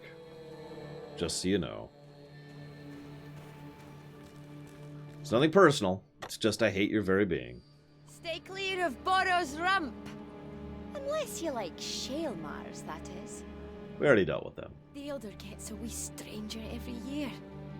Scary to think where he'll be 100 from now. I'd cut my beard, but I haven't yet received written permission. You need written permission to cut your beard. I'd cut my beard, but I haven't yet received... You know, normally I get along with dwarves pretty well. In Lord of the Rings, in Warcraft. But the dwarves here... What the frell? But yeah, let's get the palisade. Thank you for reminding me. Booyaka. Hey, honestly, yeah, and Warhammer too. Now, granted, my only exposures to Warhammer Fantasy are Total War Warhammer 2 and Vermintide, but... Now, I'd actually probably get along with dwarves pretty well in Dragon Age as well, but the problem is they're not dwarves in Dragon Age, they're people. But I can think of several characters I am rather fond of who are dwarves in Dragon Age. Ignoring the, you know, best character in the entire franchise, obviously.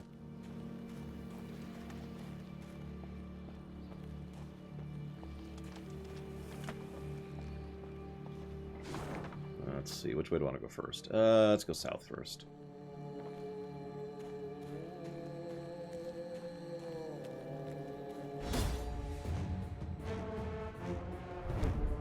Ah, standard battle. Nah.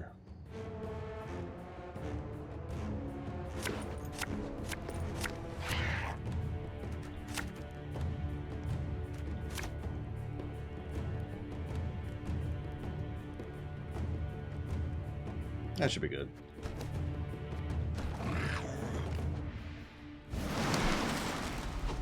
Of course. Well, let's get out a loyalist. This harvest, we'll be reaping black-clad heads. You mean how awesome they were, Gum Gum? I love dwarven politics in Dragon Age Origins.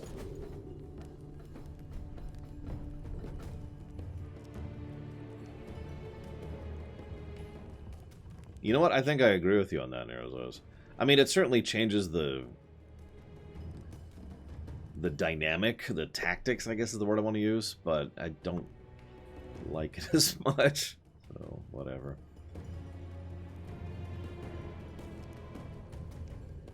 Oh, the caste system is terrible.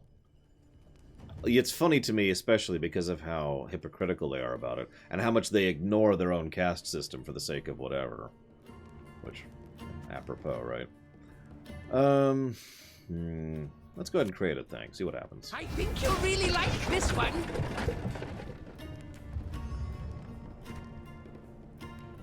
Sure, let's do that one. Who's a good boy? Oh, he's already immune. Yeah, well, let's make the Arbalists immune. So they can just kind of keep doing their thing. I tell you, these frickin' Nilfgaardians that joined me have been extremely useful.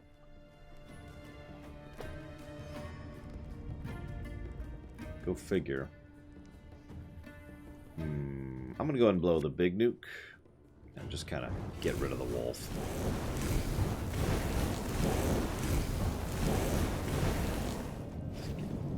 Get that off the board. And he's already passed. So I will also pass.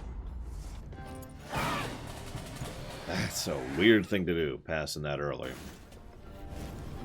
Zug Zug. I thought Cord would have to show up and give me a lot of bits for him to pass. You were just a few seconds too late there, Cord. But it worked anyway, so I do appreciate it. Let's go ahead and swap out. Zug Zug.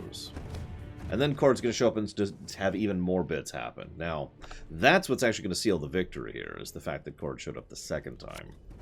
My spirit's willing and how, but these damn boots are killing. Thank you, Cord. Hope you're feeling better. Hope your mom's feeling better. You know the usual question, so I won't even ask it. Let's get some fire going. Catch! Even though it's going to get the harpy cycle going, I think it's worth it this time. Because now we're in one round of combat, so, you know.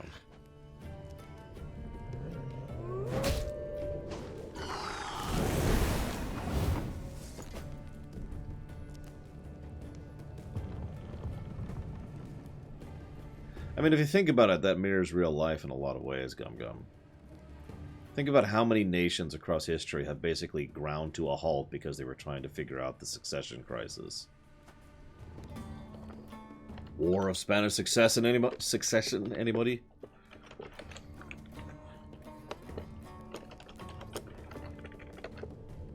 Well, that sucks, but hopefully he'll get over it since, you know, you will probably, statistically speaking, you will probably recover from coronavirus.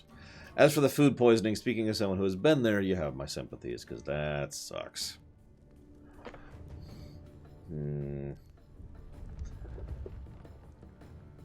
Sorry, I'm debating.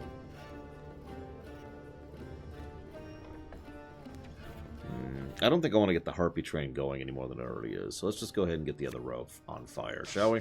I smell a leak.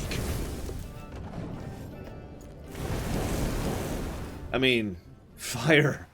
Fire! I mean, you can see...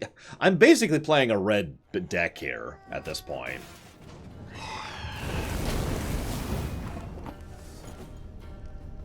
Ah, that wouldn't surprise me, Cord. In several cases, people don't even distribute symptoms before they get over it. Yeah, red-white, fair. How do we upgrade them a third time? Like, I looked at the trees, there was no other upgrade.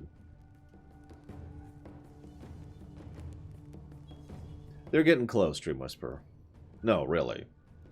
Quite a few research facilities are getting close to vaccine status. Like,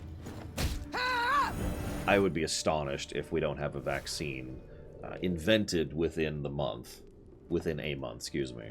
Now, how long it'll take to distribute that, that's a little bit different, but we'll see. See you around, Dieselage. Have fun at the party.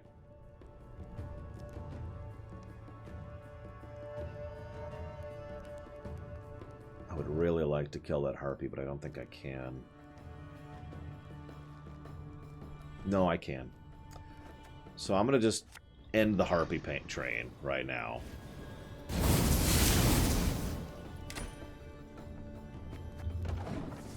Well, it depends on what the vaccine actually is. But even if it was made of freely available, there's a method of throughput which has to be solved. And availability of ingredients and making sure they're not being stolen. There's issues, is what I'm trying to say. It'll happen, of course. Just like flu vaccines happen, but the thing is, flu vaccines are pretty normalized at this point. Give me a second, I'll get you a link. Make sure you vote. It's vote for next week. So vote, please.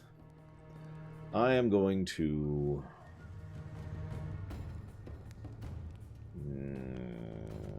gamble. That was a good gamble. That worked out. So now I can kill the Harpy. Guaranteed. No Harpy trains here. After 3 turns, spawn a Harpy. Okay, fine. Whatever.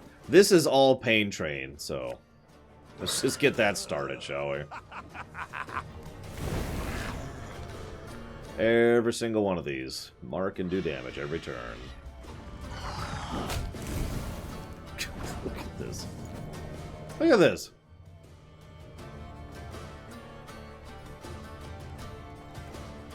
Almost feels mean. The funny thing is, there is one way to stop the Pain Train. And that's if I run out of targets to hit with it. They just stop doing damage if there's no targets. Thankfully, he just did that, which spawns a Harpy, so now I still have targets.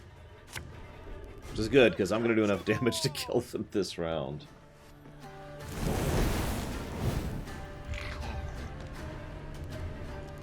So for once, I need those Harpies up just to keep the Pain Train going.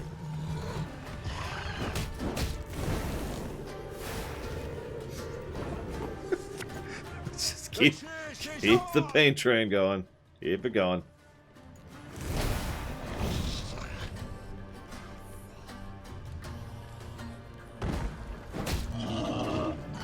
I think he's just now deploying his trolls. Here's another one. You know, like you do. Aw, okay, fine. Die, die, die, die, die. And pass. What do you got?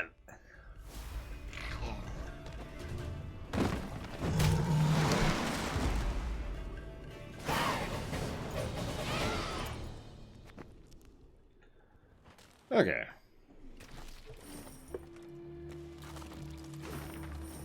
Stoyan, son of Arban. Rumor has it those plowing Barbagazi have come down from the mountains again. Take a few lads and get rid of those hairballs for good. But if they reach Fuchs territory, don't follow them. Goodbye, Myron. Hopefully I will see you again in the future. Or else... Meve had stopped and was removing packed ice from her mare's fetlocks when Gabor Zigrin approached. The dwarf squatted at the queen's side, glanced about quickly, then started speaking in a barely audible whisper. Your Majesty, I overheard some folk talking in the smithy. Birdies claim there's treasure, true riches, in the hills near Blackbrook Vale, south of here.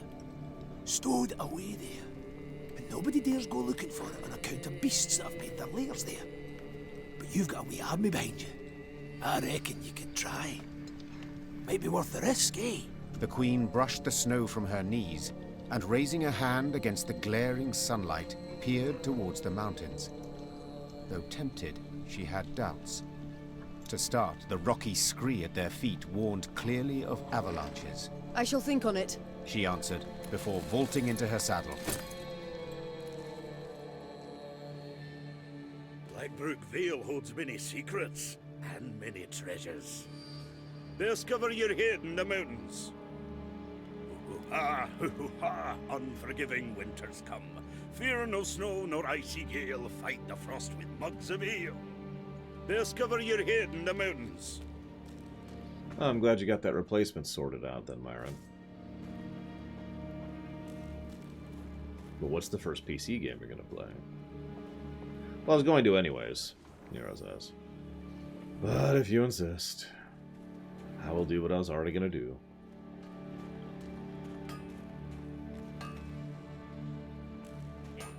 For before I talk to that person, I have to loot their house. We're a PC, after all. Sure. We now have Northern Wind. Okay. Oop, wrong thing. Thing. Damage all enemies by 4, then damage all enemies by 2.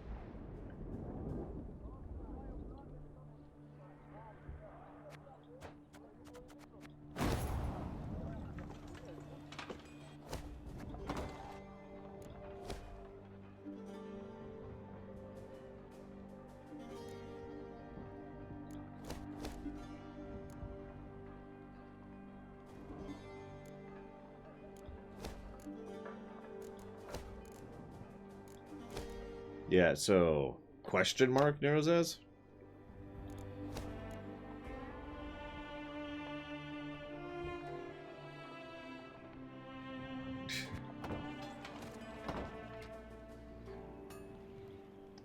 That makes me sad. I thought I could upgrade twice. From the way you were describing it, I thought there was a second upgrade to cards, and I was like, yes, even more power.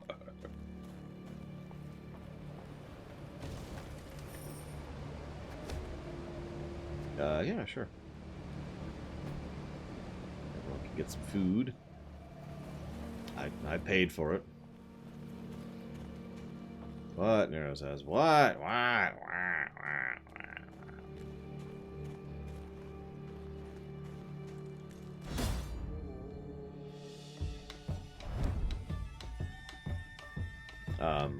We have to finish our ale before Gabor does.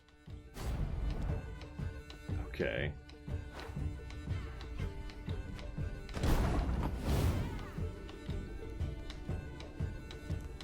So, Gabor, on every turn, take 3 swigs. I can use 1 charge to take a swig, but if I took more swigs than I have gawkers, gain a gawker. Give each competitor 1 charge. On this turn, each charge used allows 2 swigs instead of 1. Absorb an ally's charges, then after 1 turn, give them all back with additional 2 charges.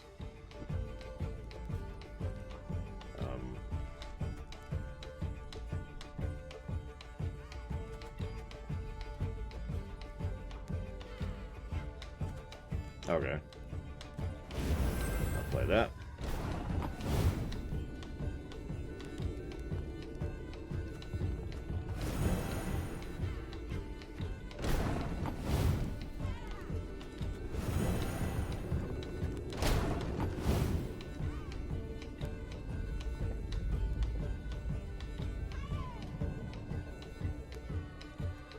Good.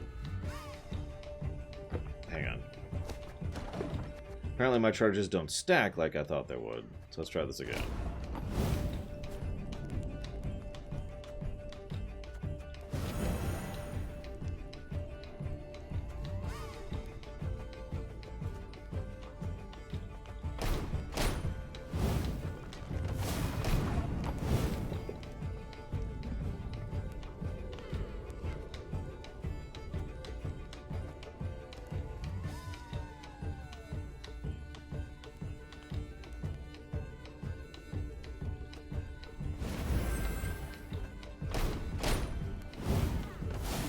Another Gawker.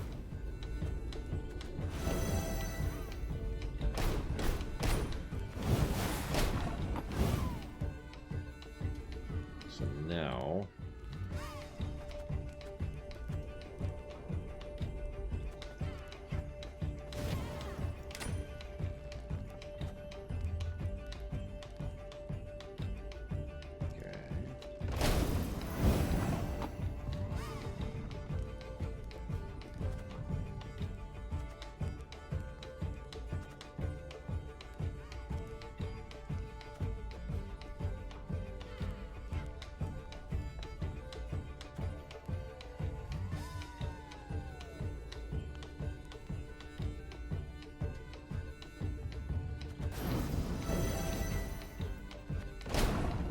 Okay, that didn't work. Why is it resetting my charges? Alright, hang on. Reforfeit, forfeit, forfeit. Hang on. I'm not sure what's resetting my charges, but whatever. So let's do this. Take 2 drinks. This. Take 2 drinks. Do this. Take 3 drinks.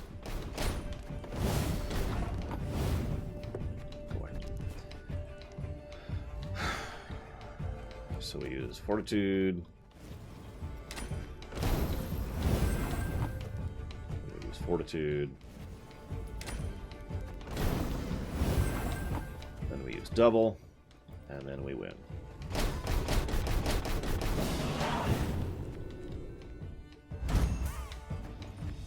Impossible. I can't believe it. Gascon, he drank a dwarf under the table. I've said it before, I think, dear Reynard. You simply underestimate him.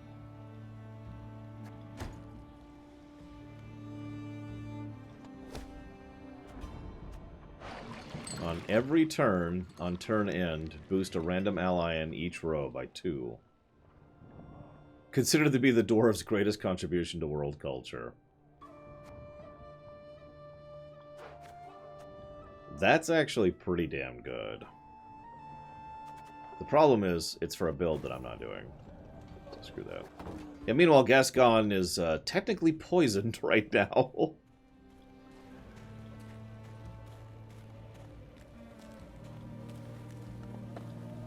Can we get the healer? Isbel, I know you're kind of busy, but Gascon is lethally poisoned?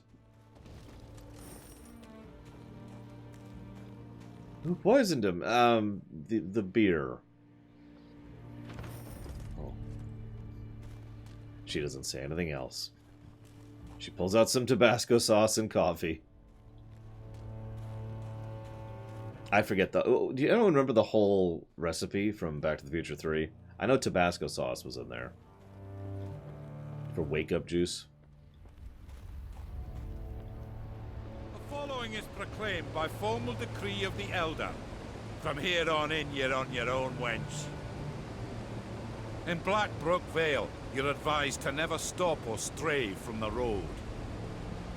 Follow the Four Dwarves Codex. It'll save your life. In Blackbrook Vale, you're advised to never stop or stray from the road. Yes, Kemek, that's what I'm referencing.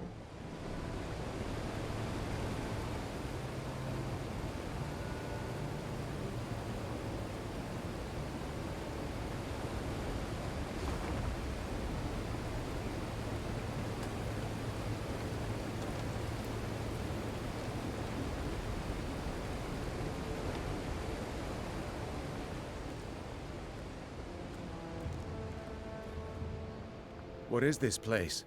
Blackbrook Vale. Quite lovely. Aye, and damned dangerous. Keep your arms at the ready.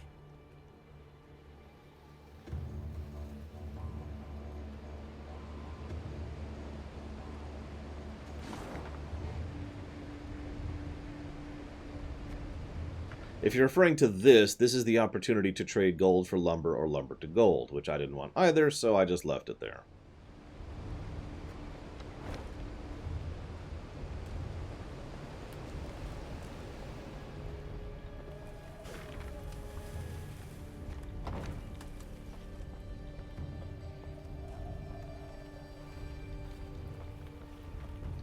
I mean, I'm curious what you're talking about, Gum Gum, because I was going to say I know that Naughty Dog has terrible crunch processes, and someone almost died recently thanks to that.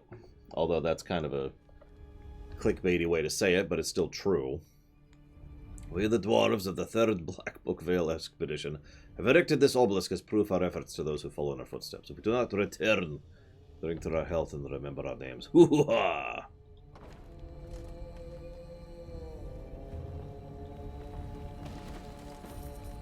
Yeah, for those of you who didn't hear, a construction company basically was doing what a construction company would normally do and allowing for collateral damage. There were people working late at the office because crunch. The collateral damage nearly caused a severe injury. By luck, it was close to an injury rather than an actual injury.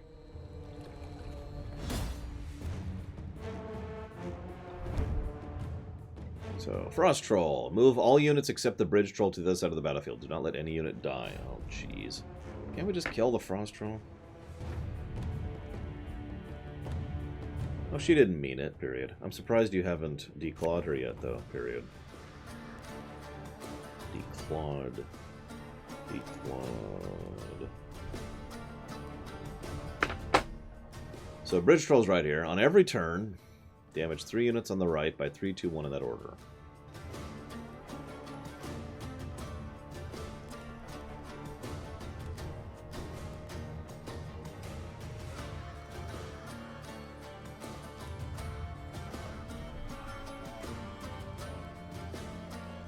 So I can force a unit to move past the bridge troll. I can move a unit to the right. And I can move to the other row.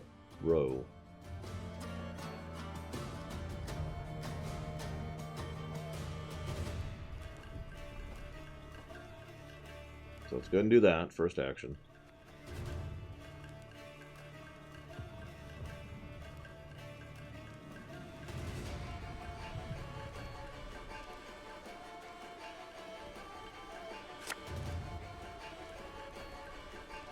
See what this does.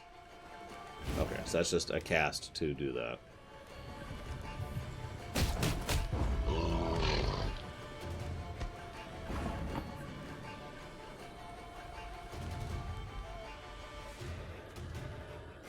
So let's have him move the bomber over. Let's command him to restart the match, because I used it on the wrong card.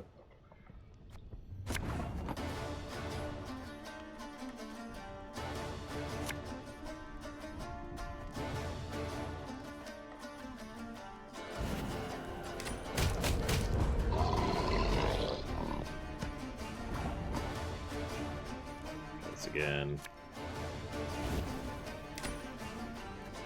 Turn.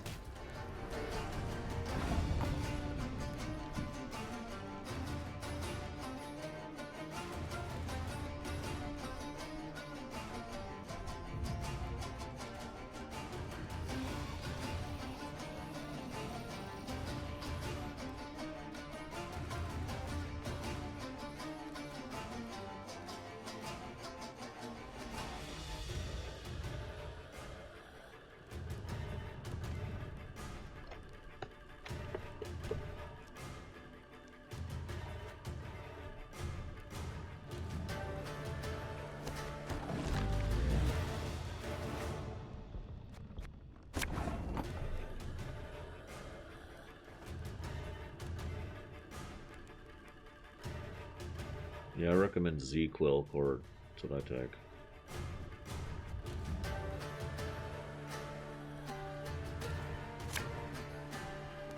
Damn. So I can't move the troll, so there goes that option.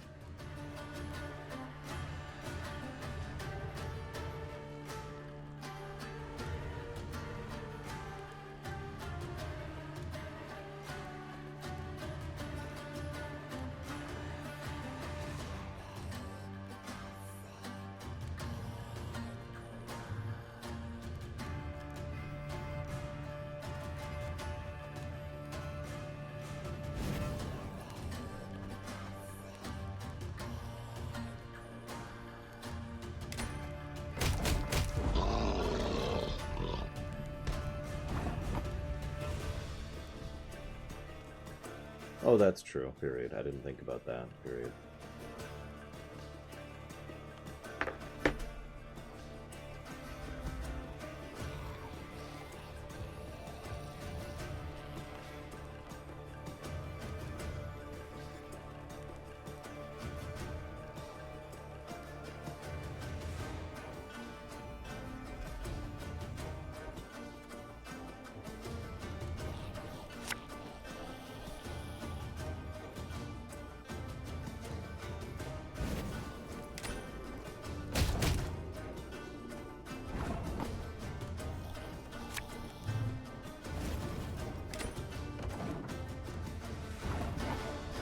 There we go. As soon as I realized I could shove the other guy into the other lane, that just kind of fell together there. We hope to see that in about a week ourselves, period. Let me know what you think of it, period. Okay.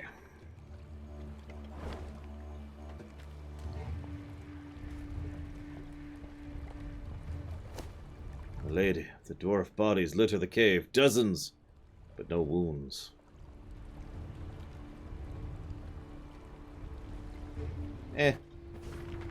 We need our card pieces.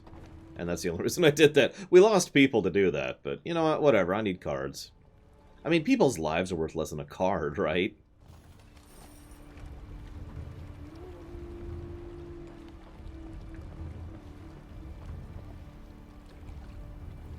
I don't actually understand that question at all, Baron. What's unclear about it? It does not count for ruminations, though, for the record. No direct donation of any kind counts for ruminations whatsoever. That dividing wall has been there for a long time. If you're reading this, it means the next group of settlers have arrived. May you have more luck than we, the 5th expedition. 40 dwarves strong, just a month past, but now we're only 3. Plow and Mystery would kill the rest. Found them in one morning in their beds, just dead, stiff as boards. I expect soon we'll share the same fate. I can just feel it. Anyhow, we tucked away what's left of our valuables in the grotto east here. No longer any use to us, but maybe you'll find it. Hoo-ha. Like, okay, so if you are like, hey, lore, I use this 100,000 point thing, I treat that as if you just subscribed.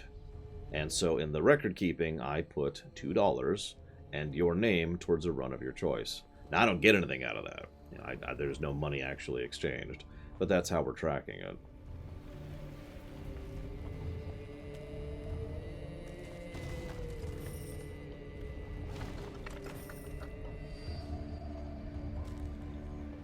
Good, Bragwin. I'm glad you got stuff. I admit I'm a little nervous about tomorrow, but whatever. Worst that'll come to be is they'll be out of stuff I need. Ugh, standard battle.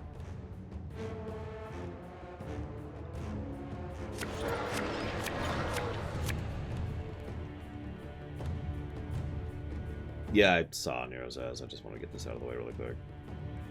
I did it on camera, von Falkenstein, so I suppose that answers your question. Let's go ahead and stick with this for now, yes. Probably Permeus, but I haven't thought in that direction in a very long time, so I have no idea. You mad? Don't shake that! Well, I guess you did actually like the author if you're willing to buy 12 new books then, exclamation mark. So that's a wraith, which is evil, like you do. This could hurt. So, I have no idea, Nero says. Mum's always looking for new books. I think I've mentioned this before. Lore Mum, would be into video games, except she doesn't want to get into video games because she knows she'd really get into them. And she doesn't really have the time, well, she doesn't really have the money and the... to do that. She shakes pretty badly. So she reads instead. And that's her thing.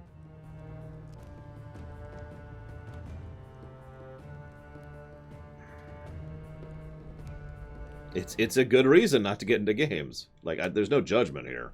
I'm just saying, she does books like I do games. Or did games, or whatever.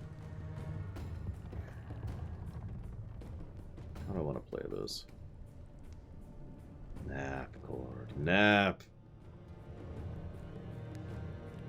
And then be a Sith warrior, except be good.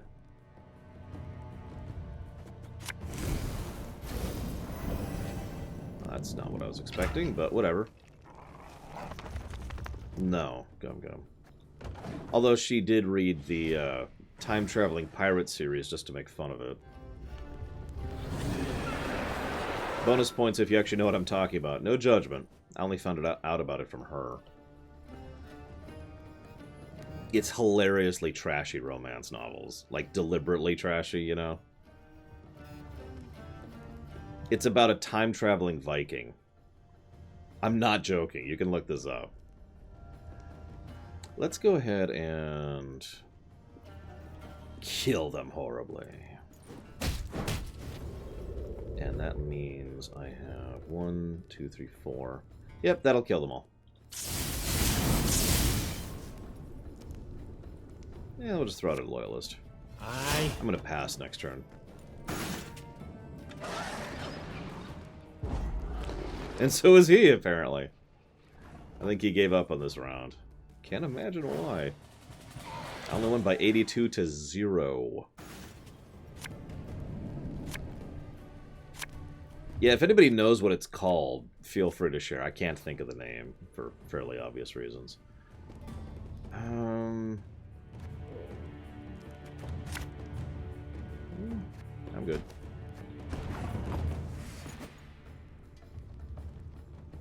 Yeah, no, novelizations of movies, that's where the money is. I'm joking, of course, but for some reason they really like to do that and not games.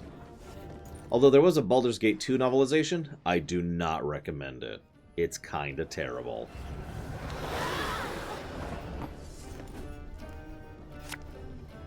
Catch! I'm dead serious. Do not read the Baldur's Gate book.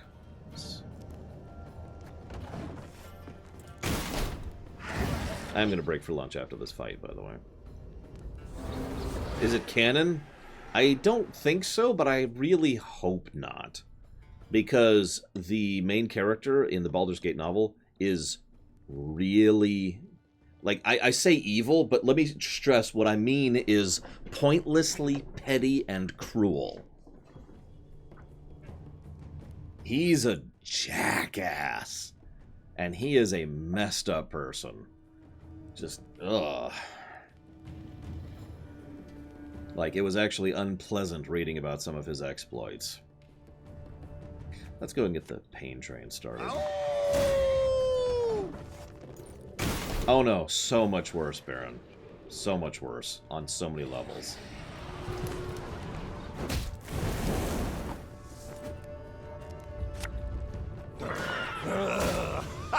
Like, imagine reading The Adventures of Rendon Howe. And that's kind of where that's going.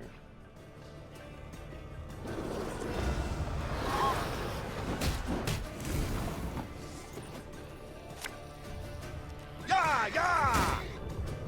God, I love playing red in this. Look at this. Look at this.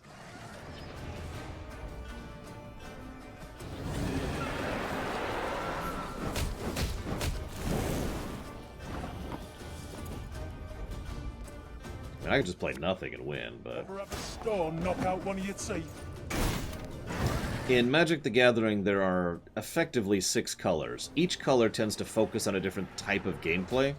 Now, Magic the Gathering has been out so long that that doesn't really mean anything anymore. You could play any type of deck with any type of color at this point if you're using all of the expansions. But there's still a core identity for each color. Green is about buffing, big hits, or... So, green is about going tall or going wide. Lots of little minions or really big, very strong minions. White is about kind of a combination buff, lots of minions that have special abilities like double strike or vigilance or whatever. Blue is about altering, interacting, and basically messing with the player directly, counter spells, blocks, counter blocks, that kind of thing.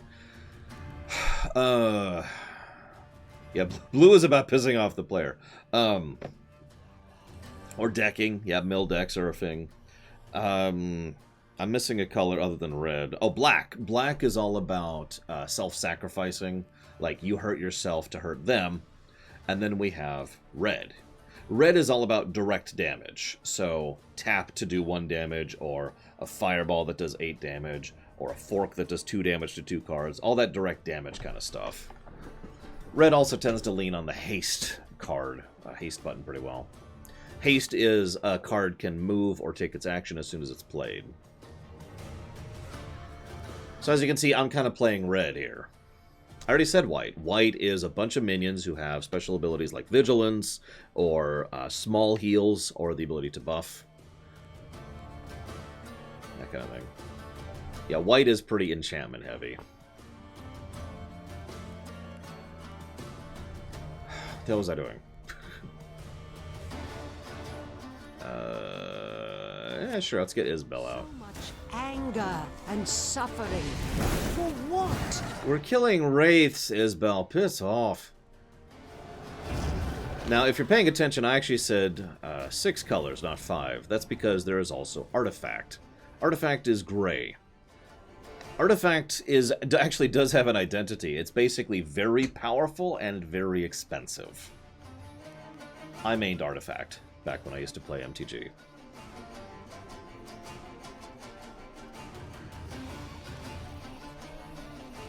I have any loyalists right now? I don't think I do. I'm just gonna win. Kind of Protossy, yeah.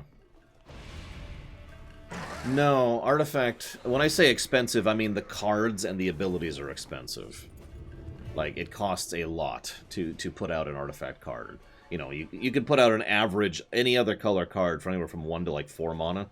The average cost of an Artifact card is about 5 mana.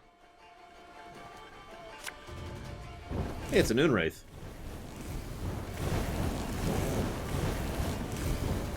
Who needs Geralt? Honestly, I got this. See? And we'll just buff ourselves by 57. I think we win. Yeah, artifacts are also so difficult to actually make work. See, the thing is, Magic the Gathering, like it or not, is actually pretty short. What I mean by that is the average match time, I used to know the exact number, but it's like 6 rounds, I think, something like that.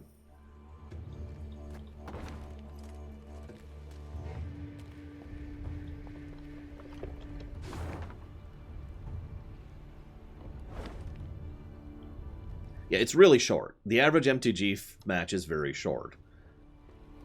Artifact cards are expensive, so artifact cards by definition take a while to really get going.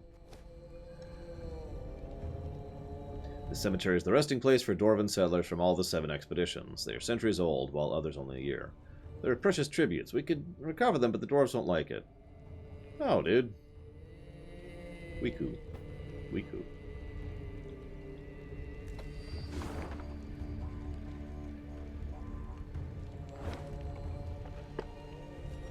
So we're going to go ahead and save. Force a save by hitting this button.